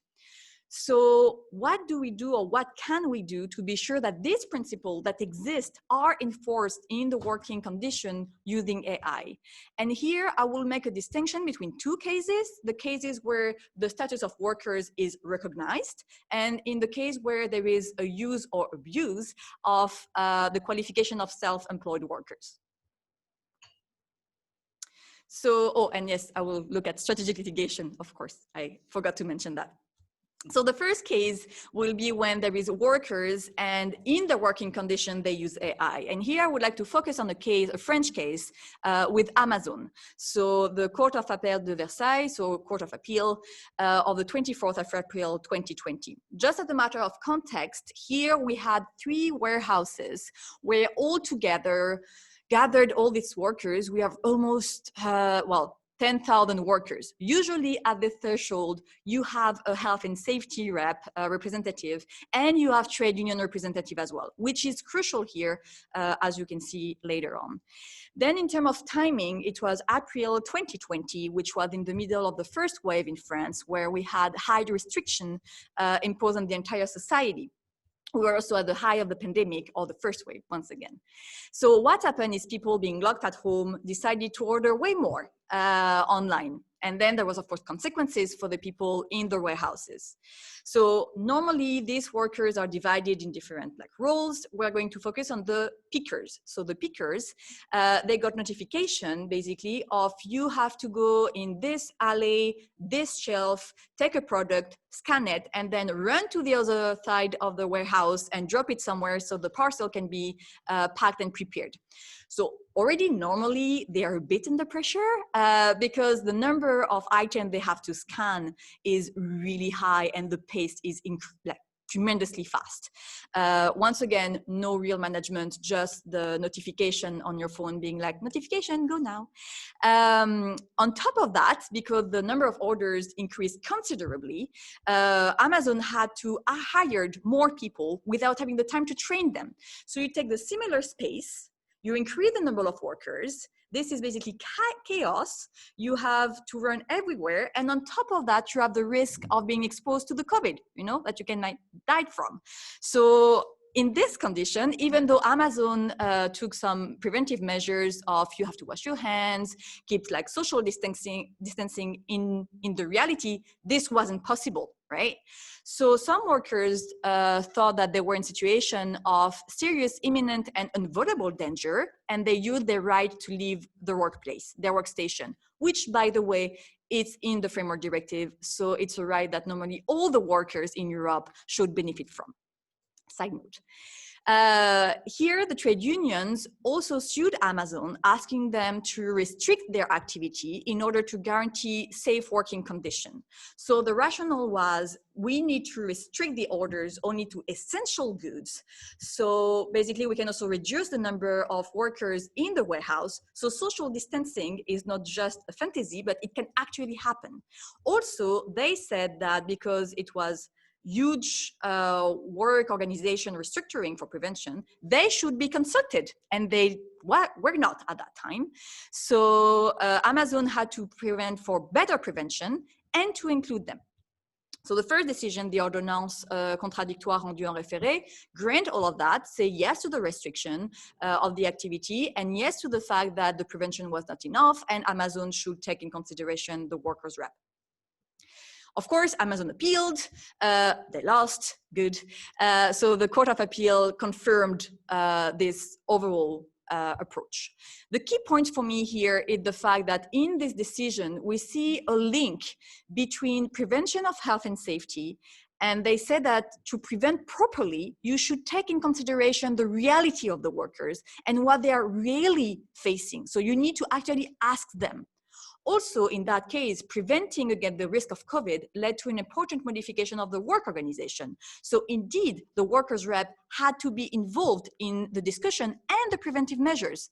Really interesting. The court said that psychosocial risks and aspects of the work should be taken in consideration in the prevention. And then what they also said that the lack of prevention was a breach of the employer duty, which is also Article 5 of the Framework Directive, and then the restriction of the activity was justified. What we can take away from this is, you can tell me, yes, but it was COVID, it's specific, it's a pandemic, and you know it was a matter of emergency. That has nothing to do with the AI. Yes and no. I think there is potential here because for the first time, we see a link between prevention and organizational change. Here, for health and safety, we forced this humongous platform to change the way they perform work. So it proved that this is possible to force them to change, right? For better goods and better health and safety. Also, they say to focus on the reality and the psychosocial risks. For me, the workers were workers, the pickers were workers before the pandemic, they're going to be after. The workers' rep were existing before, they're going to be there after the pandemic. The obligation of assessment and prevention existed before, exists now, and will exist later. So in my mind, there is nothing for thinking about like a legal argument by the workers' rep saying that actually, the fact that the pickers are managed by an AI and the fact that it puts pressure on them and that the pace is not human and not realist and doesn't match with the reality is actually putting pressure on the workers and it's affecting their health and they need to change the system. I don't see why now this door open possibility to just, well, surf on the wave, right? So let's think about that. Once again, that exists it's from the Framework Directive, so we can transpose that maybe to some respect to other countries. Then we have the more complicated cases of when they're using self-employed people. And here I'm not entering into details, but it is the overall question of, are they workers or self-employed? And if they're workers, this is unlocking all the labor law protection that we all well known, minimum wage, working time, but also health and safety. So far, once again, in the EU directive, if you're not a worker, you cannot benefit from the preventive measures and from the protection. Once again, side note and precision, that might have a specific condition at the national level, we have heard in Italy, for example. Here, I'm really focusing on the EU level. What we see, however, is that there is an interesting activity at the national level in terms of action for requalification. So we have the UK, we have Spain and France. What is really good for Spain and France is the fact that these gig workers have been recognized as employee altogether. So there is a sort of like unlocking everything, right? All the protections. And it's good to do that. I have to say that it's good to do that. However, for health and safety, that would be only an indirect effect. And if we manage to get the recognition of workers, we're falling into the Amazon setting of prevention risk assessment. My problem is, even if we have to do so, that this won't happen to these workers. So if I take the case of Uber in France, they said that for these specific drivers, the situation of him being a self-employed was a fiction. But it doesn't put in question all the entire work organization, right? And I have serious doubt that this driver is still working for Uber and now can be like, hey, I'm an employee, you're my employer, you're supposed to just, you know, assess my risk and take preventive measures. I don't think it works like that. So I'm not sure it's actually changing the way the work is performed. However, it puts some light on what are the real conditions and the fact that we need to step up and do something about it, right? So here it means that for me, there is a space for the regulators to actually say, once they log in, they are actually workers, they are actually employees, and then the platform is accountable for their responsibility, including health and safety. Here, especially because there is research on that, they can use AI to increase prevention and to use it not to monitor, but to help the workers if there is a risk outside, right? And actually about like, and even if it's not about workers, if it's still about self-employed, I'm pretty sure we can take norms and we can frame and maybe restrict the freedom of self-employed workers for their own goods, but also for the goods of the entire society. So I take the example here of what has been done with the directive 2002/15 EC, which was the working time directive for the transport sector, which usually is a bit of an exception. And here the idea was to restrict the number of working hours of the self-employed drivers, saying that if there is no restriction, they might be tired on the road and they might constitute a danger for other people and the rest of the society. And here, basically, some member states said, well, it's a restriction of the freedom to pursue an occupation and to conduct business. And, you know, you cannot do that. Well, the court said, actually, we can. We can because the aim of the directive is to improve road safety. And actually, this, like, freedoms are not absolute rights, and we need to place them into the context of a social function and take in consideration the general interest. It's a bit of a far-fetched, I'm aware of this, but what about saying that the pace imposed by the AI and the algorithm on the riders, for example, or on drivers, is putting them in the situation of having risky behavior? One of the riders know that the data will determine if you have a job or not, if you can pay the bills or not. He might take the risk of crossing a red light. He might not pay a single attention to pedestrian. This is dangerous for them and for others. And here, I think we need to recognize that by the way of managing their workers, they put people into danger, and not only the riders, but the rest of the population. So it might be a bit of a far-fetched, we can discuss about that, but I think there is space for thoughts here, right? So this is, it just, if I have to conclude, if you have to remember one thing, remember that using AI add a layer of risk on these workers, especially on terms of like psychosocial risk. It adds stress, pressure, it creates anxiety, not to say that having a precarious work creates anxiety as well, and no visibility, right? And no freedom in the way you perform. And we can use, there is space for using the general principle of prevention, even in the way that the platforms are working. So we need to find ways to apply this general principle. And in the case where there are workers, we need to activate this right in front of court and recognize officially that this old right applies to this new situation. And in the case of self-employed workers, we shouldn't stop trying to prove that the reality is they are workers when they log in and when they are under the control and the subordination of this platform. And also, even if they are actually self-employed, we need to care. We need to care and maybe to restrict the way they perform the activity for the health of everyone. And so, yeah, just a final note, I think it's worth taking time and investigating resources, our time as a researcher, as union, as worker rep. This is a topic which is important, and we shouldn't give up, and we should keep going. Thank you very much.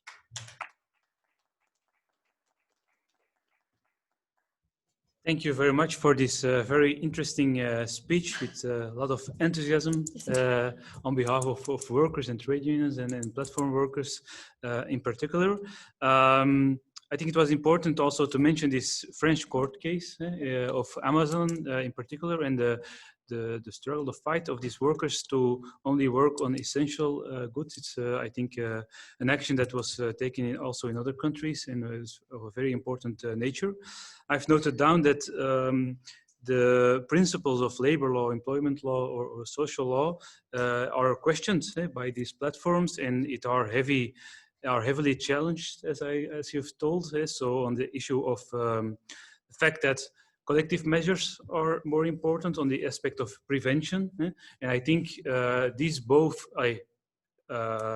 of these very important principles in labor law are also important for population in general, and that's therefore I would end with this last remark or conclusion that you gave. So at the start you told that you can see this issue from the side of the consumer or from the worker, and often they try to oppose both, but I think it's in the importance of the trade union and of other organizations to link both and to tell that the working conditions of these platform workers are important for the population in general. It's a heavy task, I think, but it's important to also link both categories. And so it was very important, I think. And this issue of health and safety is, of course, of very big and useful importance to address this issue. All right, we have had the three speakers. Now we're going to the discussants, I think, starting with Mr. Aloisi, who is, yes, thank you very much to be not present, but to take part in this panel, of course. You can give some quick reflections on what the speakers told and raise some questions, maybe also to point out to which speaker you ask a question. So that's, I think, the most useful way. You have not so much time, but I think that in a brief time you can give some interesting remarks. You have the floor. I'll try. Thank you very much. Thank you for the invitation. I hope you can hear my voice. I have, of course, to thank the organizers, but also the panelists who have given a very compelling set of arguments. Of course, I have prepared something on the basis of the abstract, but after these three wonderful presentations, I need, of course, to change my preliminary ideas, because I see a common trend linking together the three presentations. And I have like 4 main points on which I would like to touch a bit. The first one is a sort of, let's say, focus on the intimate connection between health and safety and working time. I mean, as we know, and as was stressed by all in our presentation, the vast bulk of health and safety measures have been taken, implemented in a way to ensure that the pace of work does not conflict with the safety and the health of workers. And this is very important for a wide variety of reasons.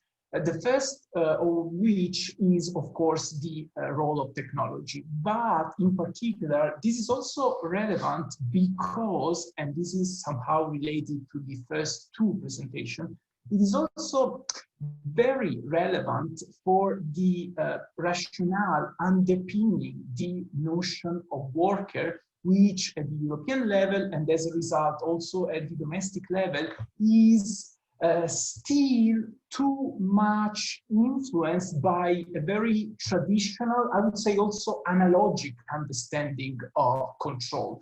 As labor lawyers, of course, we tend to focus on subordination, but of course, it is also mirrored in the role, in the understanding of the notion of control. At the European level, of course, we have a long list of tools that we can find in the traditional arsenal, of course. Many of them have been already mentioned. Very recently, this was also pointed out by the lawyer De Marchi, the order released by the Court of Justice of the European Union has been, the ELDH order has been a bit disappointing, precisely because in basically restating the traditional case law on the notion of employment and self-employment, has basically clarified that, of course, the directive on certain aspect of working time organization doesn't cover self-employed workers, which is, of course, in line with the scope of the text of the directive. But in my opinion, what is problematic about this order, and this could be also detrimental for the future, so as labor lawyers, as commentators, as activists in a sense, we should try to push the Court of Justice to update this very narrow understanding. I was saying that what is problematic there is that the organizational work is considered in the view of the British Employment Tribunal, but also by the Court of Justice of the European Union as natural, as given. So the reasoning of the Court of Justice is the following one. Since the modality of the performance is organized as such, workers are hired on an if and when basis, they are compensated, they are free to decide their availability, they are free to organize the shift, the order of the task and deliveries. Therefore, we are somehow compelled to consider them as self-employed workers. This is, of course, disappointing because, in a sense, it challenges the primacy of facts principle. But this is also a sort of worrisome message because very often courts, not only at the European level, but mostly at the domestic level, and in particular lower courts, there were many important cases cited today, and basically we should be aware that Supreme Courts and higher courts are more proactive in understanding the challenges posed by technology. But at the lower level, what is happening is that the focus, the analysis, the deep attempt to understand the functioning of AI-enabled system, but even more basic algorithm is totally neglected. And this is, again, problematic. Claiming that the organization of a business is natural and is as such is, again, a bad signal in terms of empowering workers, but also empowering courts in order to have a clear understanding of the operation of all these tech devices that are powered by AI or algorithms. I'm trying to work on this with a project. And to conclude, I would like also to stress again the common trend linking these three presentations, which have been, of course, brilliant and amazing. The first point, again, is a distorted notion of flexibility, which is totally nominal in many cases, as illustrated before. And of course, this is becoming very common in so many sectors, not only the most modern and innovative ones, but also in very standard industries. And the Amazon example was, of course, very revealing and telling in this sense.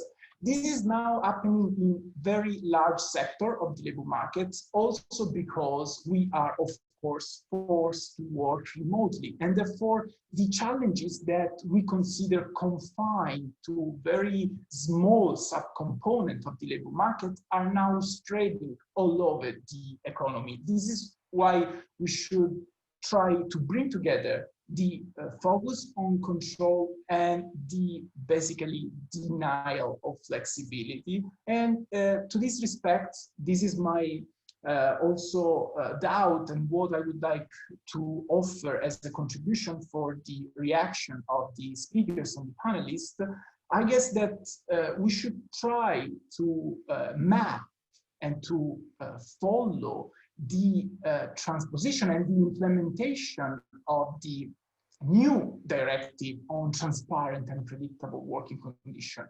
We know that the result, also in the case, is very problematic, as in terms of personal scope of application. Again, the EU institutions didn't manage to update the notion of worker because it is still based on the existence of an employment relationship.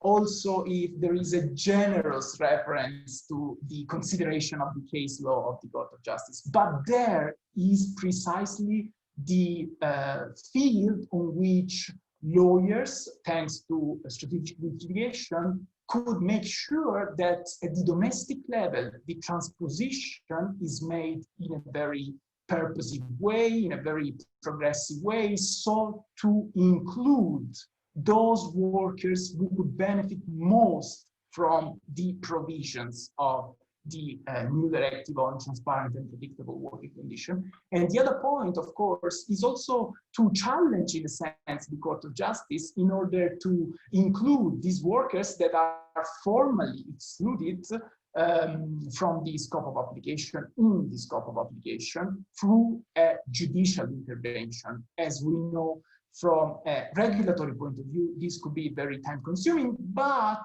the judicial interpretation can be adaptable enough and can offer some concrete solutions for these workers.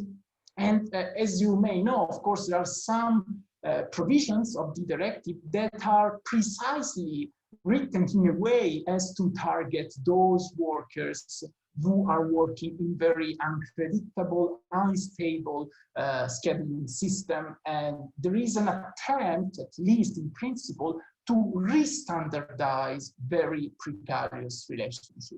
The final point on which I would like to conclude, of course, is also the role of collective partners. The first presentation, of course, was somehow illuminating in terms of, let's say, underlying the role of also traditional trade unions, in addition to new collectives and grassroots movements that are promoting lawsuits, but also procedure before the local courts. In many cases, just in order to obtain very basic entitlements, such as personal protective equipment, as in the case of the Florence and Bologna tribunals. Again, I guess that the focus should be on the role of interpretation, the interpretation of some very basic notions that need to be updated. And this is another very important promise of labor law. Labor law is flexible and suitable enough to accommodate a rapidly changing reality, including in the digital era. This is why we should leverage the existing definition by promoting a purposive and adaptable interpretation of those notions that I just mentioned. Subordination and control, flexibility, which is often weaponized in order to deliver it in a very unidimensional way. Basically, these are my reflections on the basis of the three brilliant presentations. But of course, I'm more than happy to stop here, because I'm afraid that I'm also abusing time, also in a context where working time should be applied in a very severe way and strict way, at least. And again, my final comment is just to say that I really appreciated all the comments and also the energetic approach taken in the three presentations. Thank you very much for your useful and very interesting comments. As I told at the start, we will first hear the other discussants, and then the speakers will comment or react on your intervention. So now I give the floor to Alberto Barrio, Also, we see him on screen, so I give you the floor. Thank you very much. I hope that you can hear me well, and thank you very much. 1 minute, there is a problem to hear you very well, so... Okay, should I speak louder? No? Does everybody hear me? No? You need to speak way louder. Okay, if not, I have to... Or maybe put the earphone. Or closer to the mic. I will do that, sorry. Apparently, yeah, I I didn't don't know. worry, the challenges of digitalization. Yes, exactly.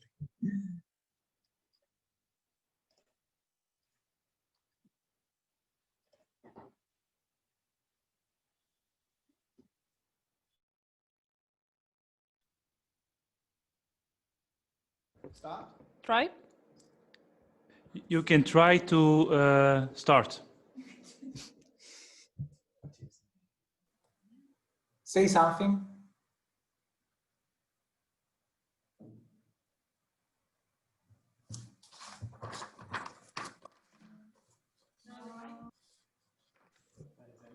Your mic is not on. And now he seems to try to speak. Yes. Alberto. Could you try to speak, Alberto?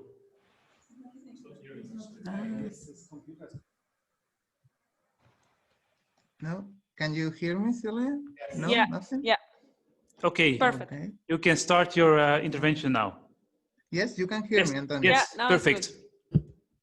Yes, everybody can hear me, and now the problem is that I cannot hear you for some reason. But okay, well, I cannot hear you, but I will just speak if everybody is okay, because at some point we have to do this. So thank you very much for inviting me again. I'm sorry for technical problems. I hope we can solve them. I just have a couple of comments.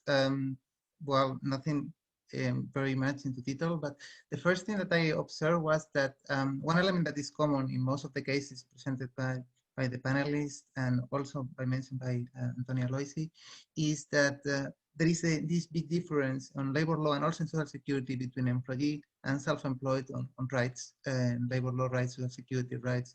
And there is an example, I mean, of course we can and we do, I mean, many lawyers do try to qualify workers, I mean, platform workers, employees, and that's something important, but there are other avenues and that they have been interesting for me during my research here at K11 on the project Working Yet Poor. And one of them was a recent constitutional case in Belgium. It was published a few months ago in April. And in this case, it was actually a law that said that, and the law of 18 July 2018, and it's a law that says that people who perform work as platform workers will be exempted from actually being subjected to the legislation of labor law, social security law. This is a similar law to a previous one that is still like this law that I just explained was decided to be unconstitutional, but there is another one of 2016 similar to this one, more narrower, that is still, it hasn't been challenged. Anyway, this law of 18 July 2018, that by the way is still applied until December of this year, was considered unconstitutional because it was too broad, and particularly because it was not, it didn't justify why platform workers would be exempted, and it wasn't proportionate. And this focus on proportionality, I think it can be also interesting for other cases. In fact, we can find this mention of proportionality in the recent Council recommendation on access to social protections for workers and the self-employed, also demands proportionality when the protection is different between those classified different forms of work, employees, self-employed, or other categories. And I think that this can be, I was wondering if the panelists have considered, or if it may be interesting to also try to achieve or to demand proportionality in constitutional law cases, etc. And in fact, I thought that this was particularly relevant based on some mentions of the panelists. The third panelist, Carlos de Marquis, mentioned that people that access platform works are generally those who are in the margins. Those, I would say that they are particularly vulnerable. I think that that's why we need to focus on proportionality. Also, the other panelists, Helm, he mentioned that we observed that, well, he explained actually very well all the ways in which persons can actually access platform work and how easy it is.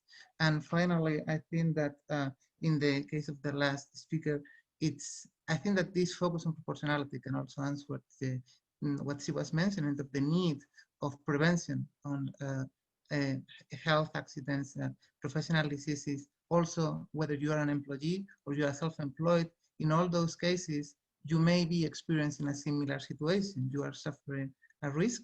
And if that's the case, then I believe that you should deserve proper protection, or at least a protection that is proportionate to the differences that you have with other persons in a similar situation. So I think that a focus on proportionality can help, perhaps, also at EU level. And the second comment that I have, it refers to, well, to actually the same thing I was mentioning, vulnerability, and particularly, you probably all know the recent case on the by the Spanish Supreme Court on the status of riders, particularly Globo riders of a platform called Globo in Spain, and they have been classified by this decision as employees. And an interesting thing for me was that in this case, the court mentioned their economic insecurity as one of the arguments because of why these persons should be considered to be as employees, as compared, of course, to the platform.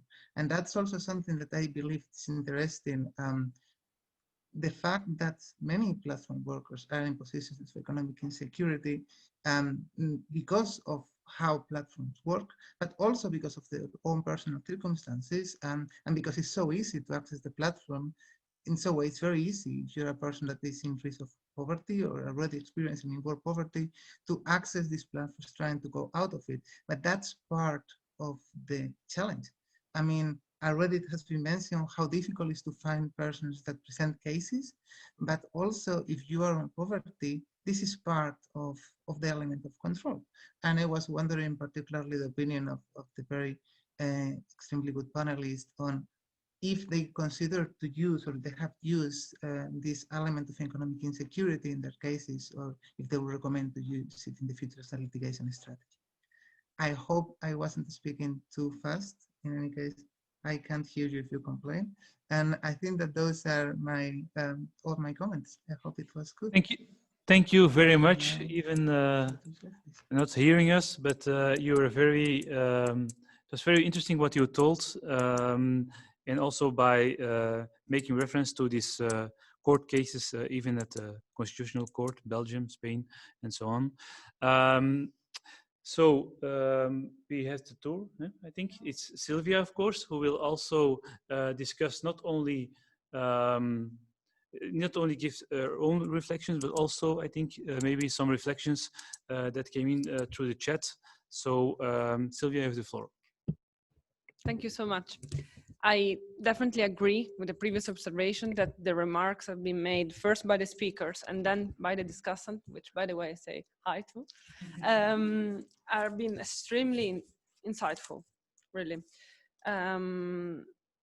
So there is not much to add. What I was also thinking before reading the abstract and then by listening to the presentations is maybe there can be three observations. The first one is that, well, we are talking about a common problem across many member states, and we are in the European Union. The speakers already mentioned, and as well the discussant already mentioned the relevance of EU law in certain situations. And then I'm also wondering whether the lawyers who have been presenting, as well as old, could find useful to refer maybe more heavily on the jurisprudence of the Court of Justice of other European courts, because we know from Rüdiger Helm, well, the European Court of Justice can change the course of action, as well as the Marquis, he referred a preliminary ruling to the Court of Justice among other European courts, and this it could lead to a very successful result. So I'm just thinking about, well, the most obvious case in this field, which is the FNB Kunsten case, where, well, with some ambiguity, the Court of Justice opened a window of opportunity to improve regulation, and I also believe to well, refine and fill the gap that are existing in the Court of Justice existing case law.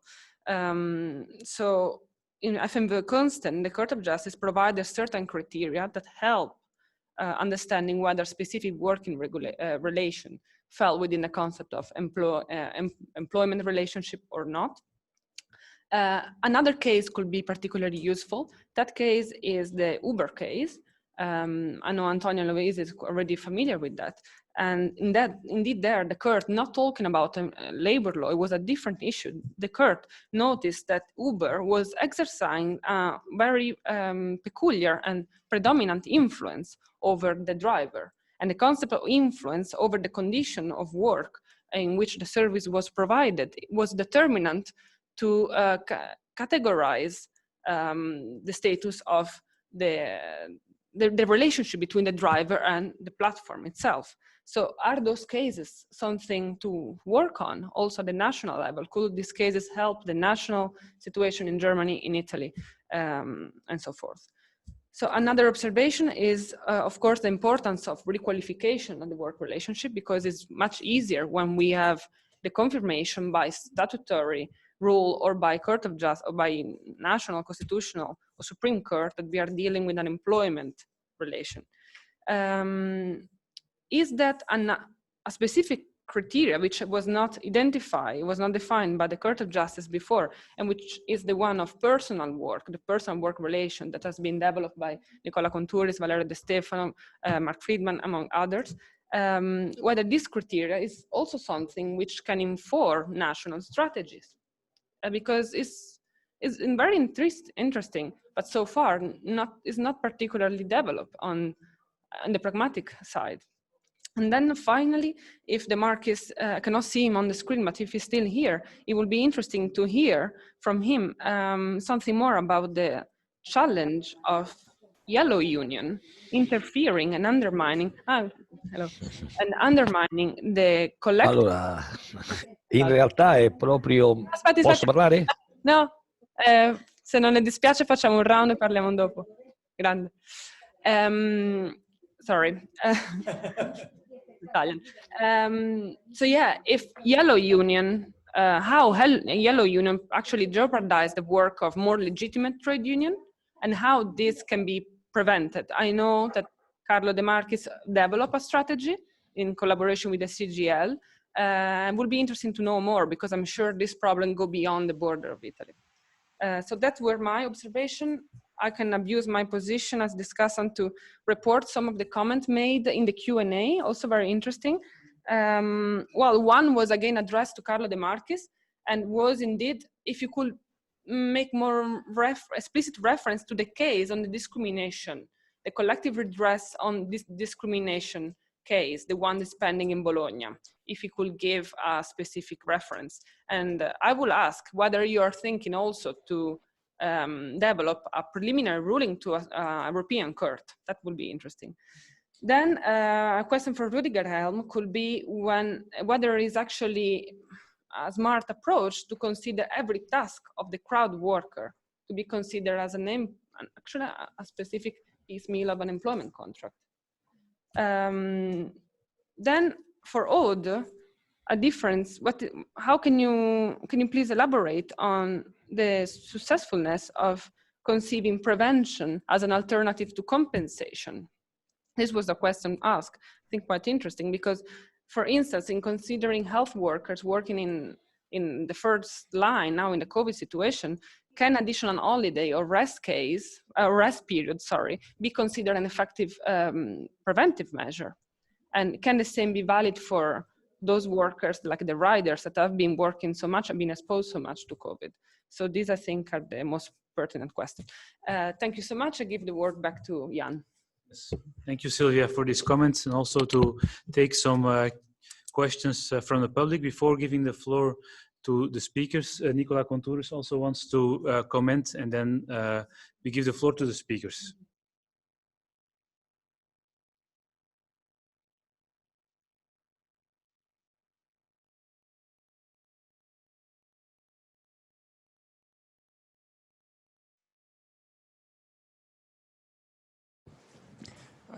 Thank you very much. And a very quick question.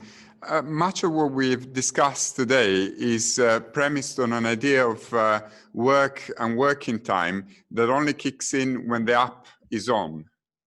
But I was wondering if I could press you on elaborating on what happens to gig workers, platform workers, when the app is off, and whether there should be any liabilities arising, especially in the area of health and safety, but not only when the app is off in certain circumstances. So for instance, very often the app is off because that's the only time in which a gig worker can enjoy a rest break without fearing for any sanctions that are inherent within the app if you refuse a job. But this is perhaps an extreme and too obvious example. Since you're the experts, I was wondering whether I could press you on the more subtle areas that arise, for instance, in the context of some on-demand labor being by definition peripatetic, and how the Court of Justice in Tyco elaborated on the idea of peripatetic work. And of course, there are different national definitions in terms of liabilities for accidents at work. When accidents occur on the way to work, that could be interesting for the purposes of what happens when the app is off. Thank you. A very useful question that has been added. So I first give the floor to Carlo De Marchis. You have more or less 5 minutes, it's not so much, but to answer these different questions and to reflect on it. So I give you the floor. Allora, grazie. Non mi è chiaro se la domanda riguardava la questione dei sindacati gialli o la questione della discriminazione. Avvocato, scusi, le chiedo di fermarsi un attimo che non abbiamo la traduzione accesa noi. Un secondo. Prego. Ok, può partire. Ecco, ripeto, non mi è chiaro se la domanda verteva più sulla questione del sindacato giallo presentata o la questione della discriminazione. La domanda sulle sindacati gialli, they asked the question on the yellow union, I think is more interesting at this moment.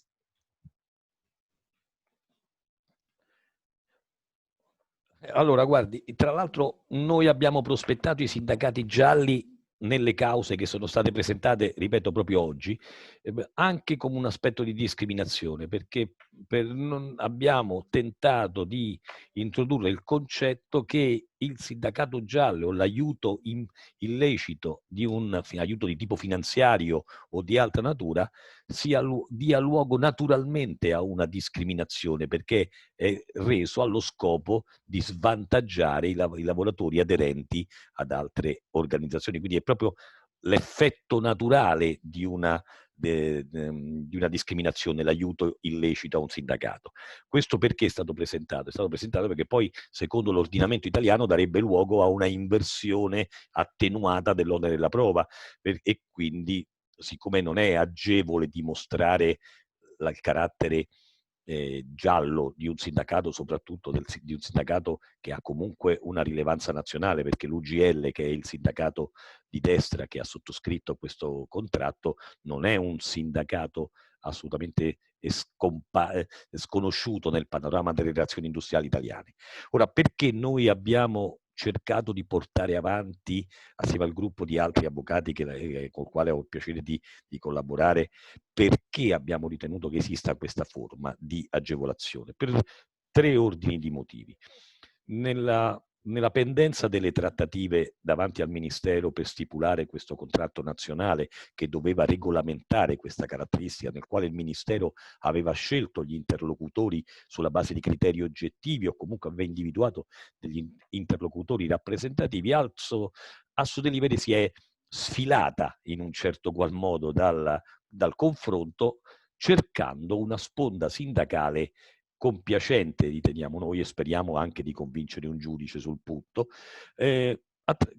facendo una negoziazione lampo con questo sindacato, una negoziazione che è durata 2 mesi, nel quale il sindacato in questo caso UGL, ha creato una federazione istantanea, cioè non esisteva nel panorama delle relazioni industriali il sindacato UGL Rider, esisteva UGL, ha creato istantaneamente nel giugno di quest'anno questa federazione senza alcuna forma di autotutela collettiva, intendo dire scioperi, mobilitazioni, rivendicazioni, ha stipulato un contratto che contraddice del tutto le originarie dichiarazioni di UGL quando è stata fatta in Italia la legge sul lavoro delle piattaforme.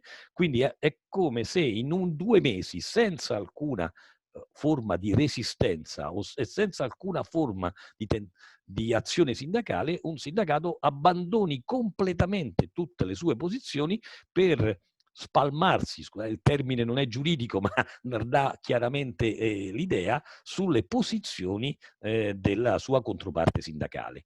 E questo già sarebbe un indice, secondo noi, di una forma non genuina di confronto sindacale, ma lo è ancora di più se si analizzano gli ulteriori elementi che sono degli finanziamenti dati a questo sistema chiuso, e quindi stiamo parlando di circa 18.000 euro al rappresentante sindacale di UGL pagati direttamente da Sodelivery per svolgere un'attività sindacale di cui non si aveva prova fino al momento prima, ad un'altra ulteriore forma che è un sistema chiuso di finanziamento indiretto attraverso i contributi sindacali che solo i lavoratori di UGL e Rider potranno garantire, quindi escludendo tutti gli altri lavoratori che non avranno la possibilità di fare un pagamento attraverso le forme della delega del contributo sindacale classico italiano. Non basta ciò, c'è secondo noi un ulteriore elemento estremamente significativo di creare un sistema chiuso di relazioni industriali, e qual è la forma brutale con la quale questo contratto viene imposto.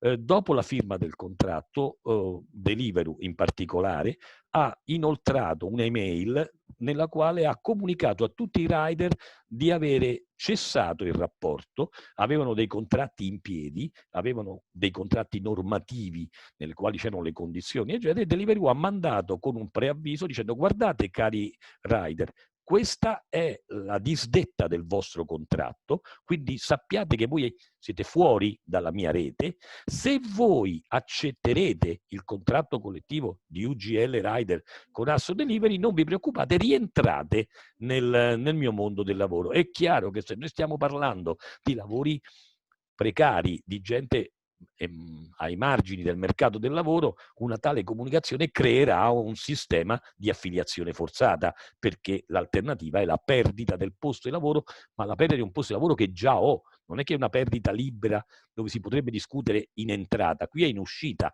o accetti questo contratto o sei fuori. Quindi, sommando tutti questi elementi, sindacato istantaneo, assenza di qualunque forma di rivendicazione, rinuncia a tutta la rivendicazione originaria fatta non da UGL Rider, che non esisteva, ma da UGL, che rivendicava un salario minimo, un salario orario, una estensione di diritti, tutto quanto abbandonato al solo scopo di avere un autoaccreditamento. Noi riteniamo che l'obiettivo sia di perseguire un interesse particolare al proprio accreditamento, ben lontano dall'interesse collettivo della categoria. Se questo si aggiunge il finanziamento e si aggiunge la modalità con la quale il contratto viene imposto e non scelto, noi speriamo di Sorry trovare... to interrupt, but is it possible to conclude? No, questa era già la conclusione, nel senso, questo è il motivo per il quale noi abbiamo presentato queste cause, ritenendo che questi siano i requisiti del sindacato di prova del sindacato giallo. Era la conclusione. Yeah, I think it was a perfect conclusion, but due to the translation, it was not clear that the conclusion was coming up. So thank you very much for this reaction. We have the 2 other speakers also to react. First, Odd, maybe? Yes. So thank you all of you for your comments and remarks. I will try to address as much as I could. So first of all, Antonio, thank you very much for the link between health and safety and the pace of work. I fully agree with you. Same, the fact that there is flexibility. We have to make clear that at the moment where they perform work, there is no flexibility whatsoever. And that should be the key point to say that they are under the, what we call like subordination. And so there is reason and legal ground for the application of principle that I just explained in my presentation. About challenging the scope of, in front of the Court of Justice, yes, I think it's possible. And it answer and echo what Sylvia asked. So for example, I think if we can prove that the aim of the directive is to protect these workers, and this is actually l'objet de la directive, the aim and the goals, we can like increase the scope. So for example, it was a bit the case with the directive on pregnant workers. So normally it's to protect only workers, narrow sense. And there was a question with Danosa in 2010, if a member of the board of directors of a capital company could be protected from the dismissal. Even though at the national jurisdiction, they said, yes, no problem at all, she's a member of the board. The court said, no, because the aim of the directive, the purpose of it is to protect pregnant workers. So here we need to have a broad understanding of what is a worker for the purpose of the directive. And I think using the same kind of mechanisms, if we go back to the origin of it and the social purposes of the directive, we can get something here.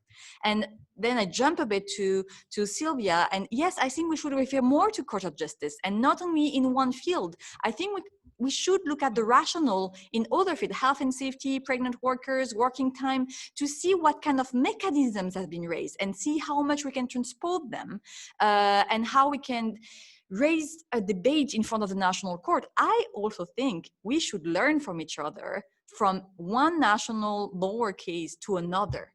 So I really think that if we have some similarities, it can, of course, there is limit to the transposition, but learn what has been done in Spain, for example, with the recent case in court of the Supreme Court, and see to what extent it can be transposable to other national jurisdiction, or what kind of EU principle it echoed and implemented, and see basically how we can take some height from this principle and how we can learn from them. So yes, completely more reference to the Court of Justice. Then I jump back a bit to Alberto and the principle of proportionality. And yes, I think completely that, especially in health and safety, social security should be covered. And this is a crucial part. And here, it doesn't really matter if you're self-employed or not. You should benefit from minimum rights, no matter what. And actually, this is a bit what happened in France. So like now they are part of the general social security. And there is some promising national measures that show a path in this direction. Now we need to see how far it can go, if it's sustainable, because same during time of pandemic, some independent workers could claim some compensation because they couldn't work, all these kind of things, right? So it shows that support is possible, even if you're not a worker, right? So now let's see if it's just of pandemic, how far it can go, and how we can learn from this and extend it as more general concept in a systemic way. But yes, it's fully considered, not in this presentation, but it is. And then about the prevention over compensation. That's a bit complicated, because for care workers, the best prevention will be more funding for the national healthcare and then more people, so they are less, overworked. But as a more general thing, then prevention will be indeed a better working organization, better people, so they don't have to have this humongous shifts. That's a problem as such, right? And here prevention, you do with what you have. Then yes, rest, of course rest, but you have to rest with the number of people you are in the team. So it's a bit the snake eating its own way. Here we just need more people. This is the preventive way. And of course, rest will be a thing. For the riders, rest, yes, but paid rest, because the problem is they can make the choice of resting, but then they are not paid. So it's not a real choice. So here it's more the matter of prevention of, yeah, we need to find a way about this. But this is about this exact case that I think might be tricky. And about when the app is off. Yeah, final comment. When the app is off, well, it's complicated, but I think when for the gig workers where they are asked by the app to go somewhere to perform, here we can use the jurisprudence that already exists, that going to work is work.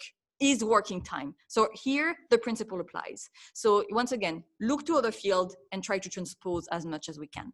Thank you very much. Thank you very much. And then the last speaker, Rudiger. Yes. So I think it's sorry, I think it's a crucial discussion in this case if each work task can be seen as a limited contract, not as a limited contract in the sense of the European directive, but as a limited contract. And I think to answer your question, or the question of the person who sent it in a chat, for sure you can look at each work task as a limited contract. However, the problem is everything is linked, and you cannot look at the Directive 199/70 EU because in the fixed term contract law has contracts by day or by purpose, but not a 2-hour contract or 1.5-hour contract. So you have to go further. I think when they grab up the work, definitely they are under a regime of the employer. They have to follow orders. They have to, we saw it very clear at this app.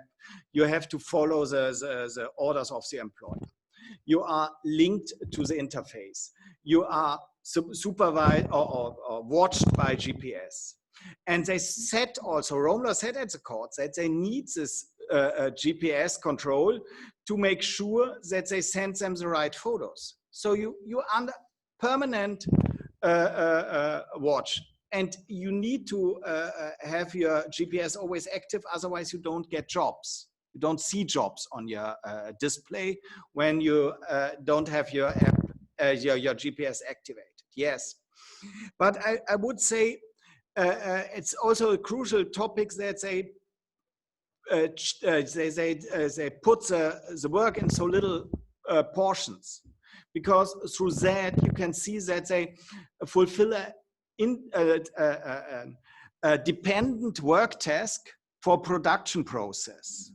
And the production process only works when you do it in the right time. It doesn't help when you do it with a long virtual place of work, because you need to be linked in the right interface, at the right place in the virtual production process. When we look at the film matrix, we can imagine how it works. You know, you are in your cocoon, and in the praxis, someone puts the stuff together.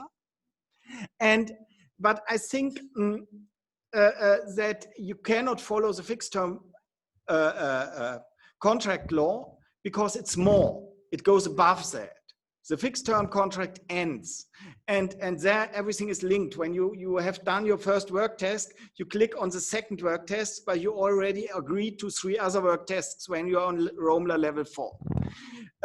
But of course, I think the crucial point in this case, or one crucial point in this case, is that you are following the instructions of the employer by 100% when you perform the work. There's no flexibility, nothing. You are much more dependent than most of the companies. And what we also have to see, I mean, platform work is also coming up in classical forms of work, where no one discusses that this is not a employment relationship.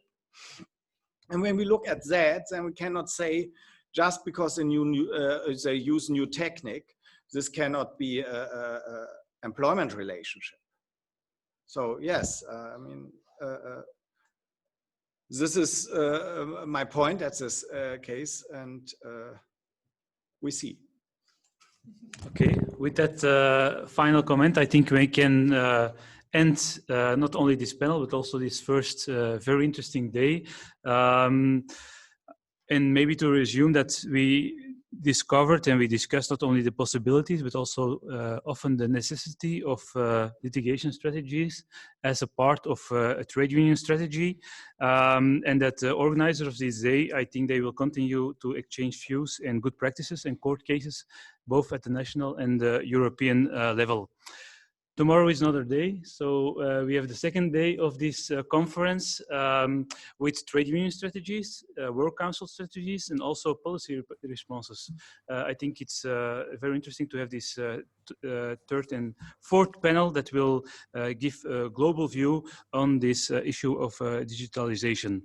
I just want to thank all the speakers, discussants, the public with the questions, and of course the organizers of today and the interpreters for this very interesting first day, successful day, I think. And we try to continue to defend the rights and of workers, platform workers, and of trade unions. Thank you very much. Thank you very much.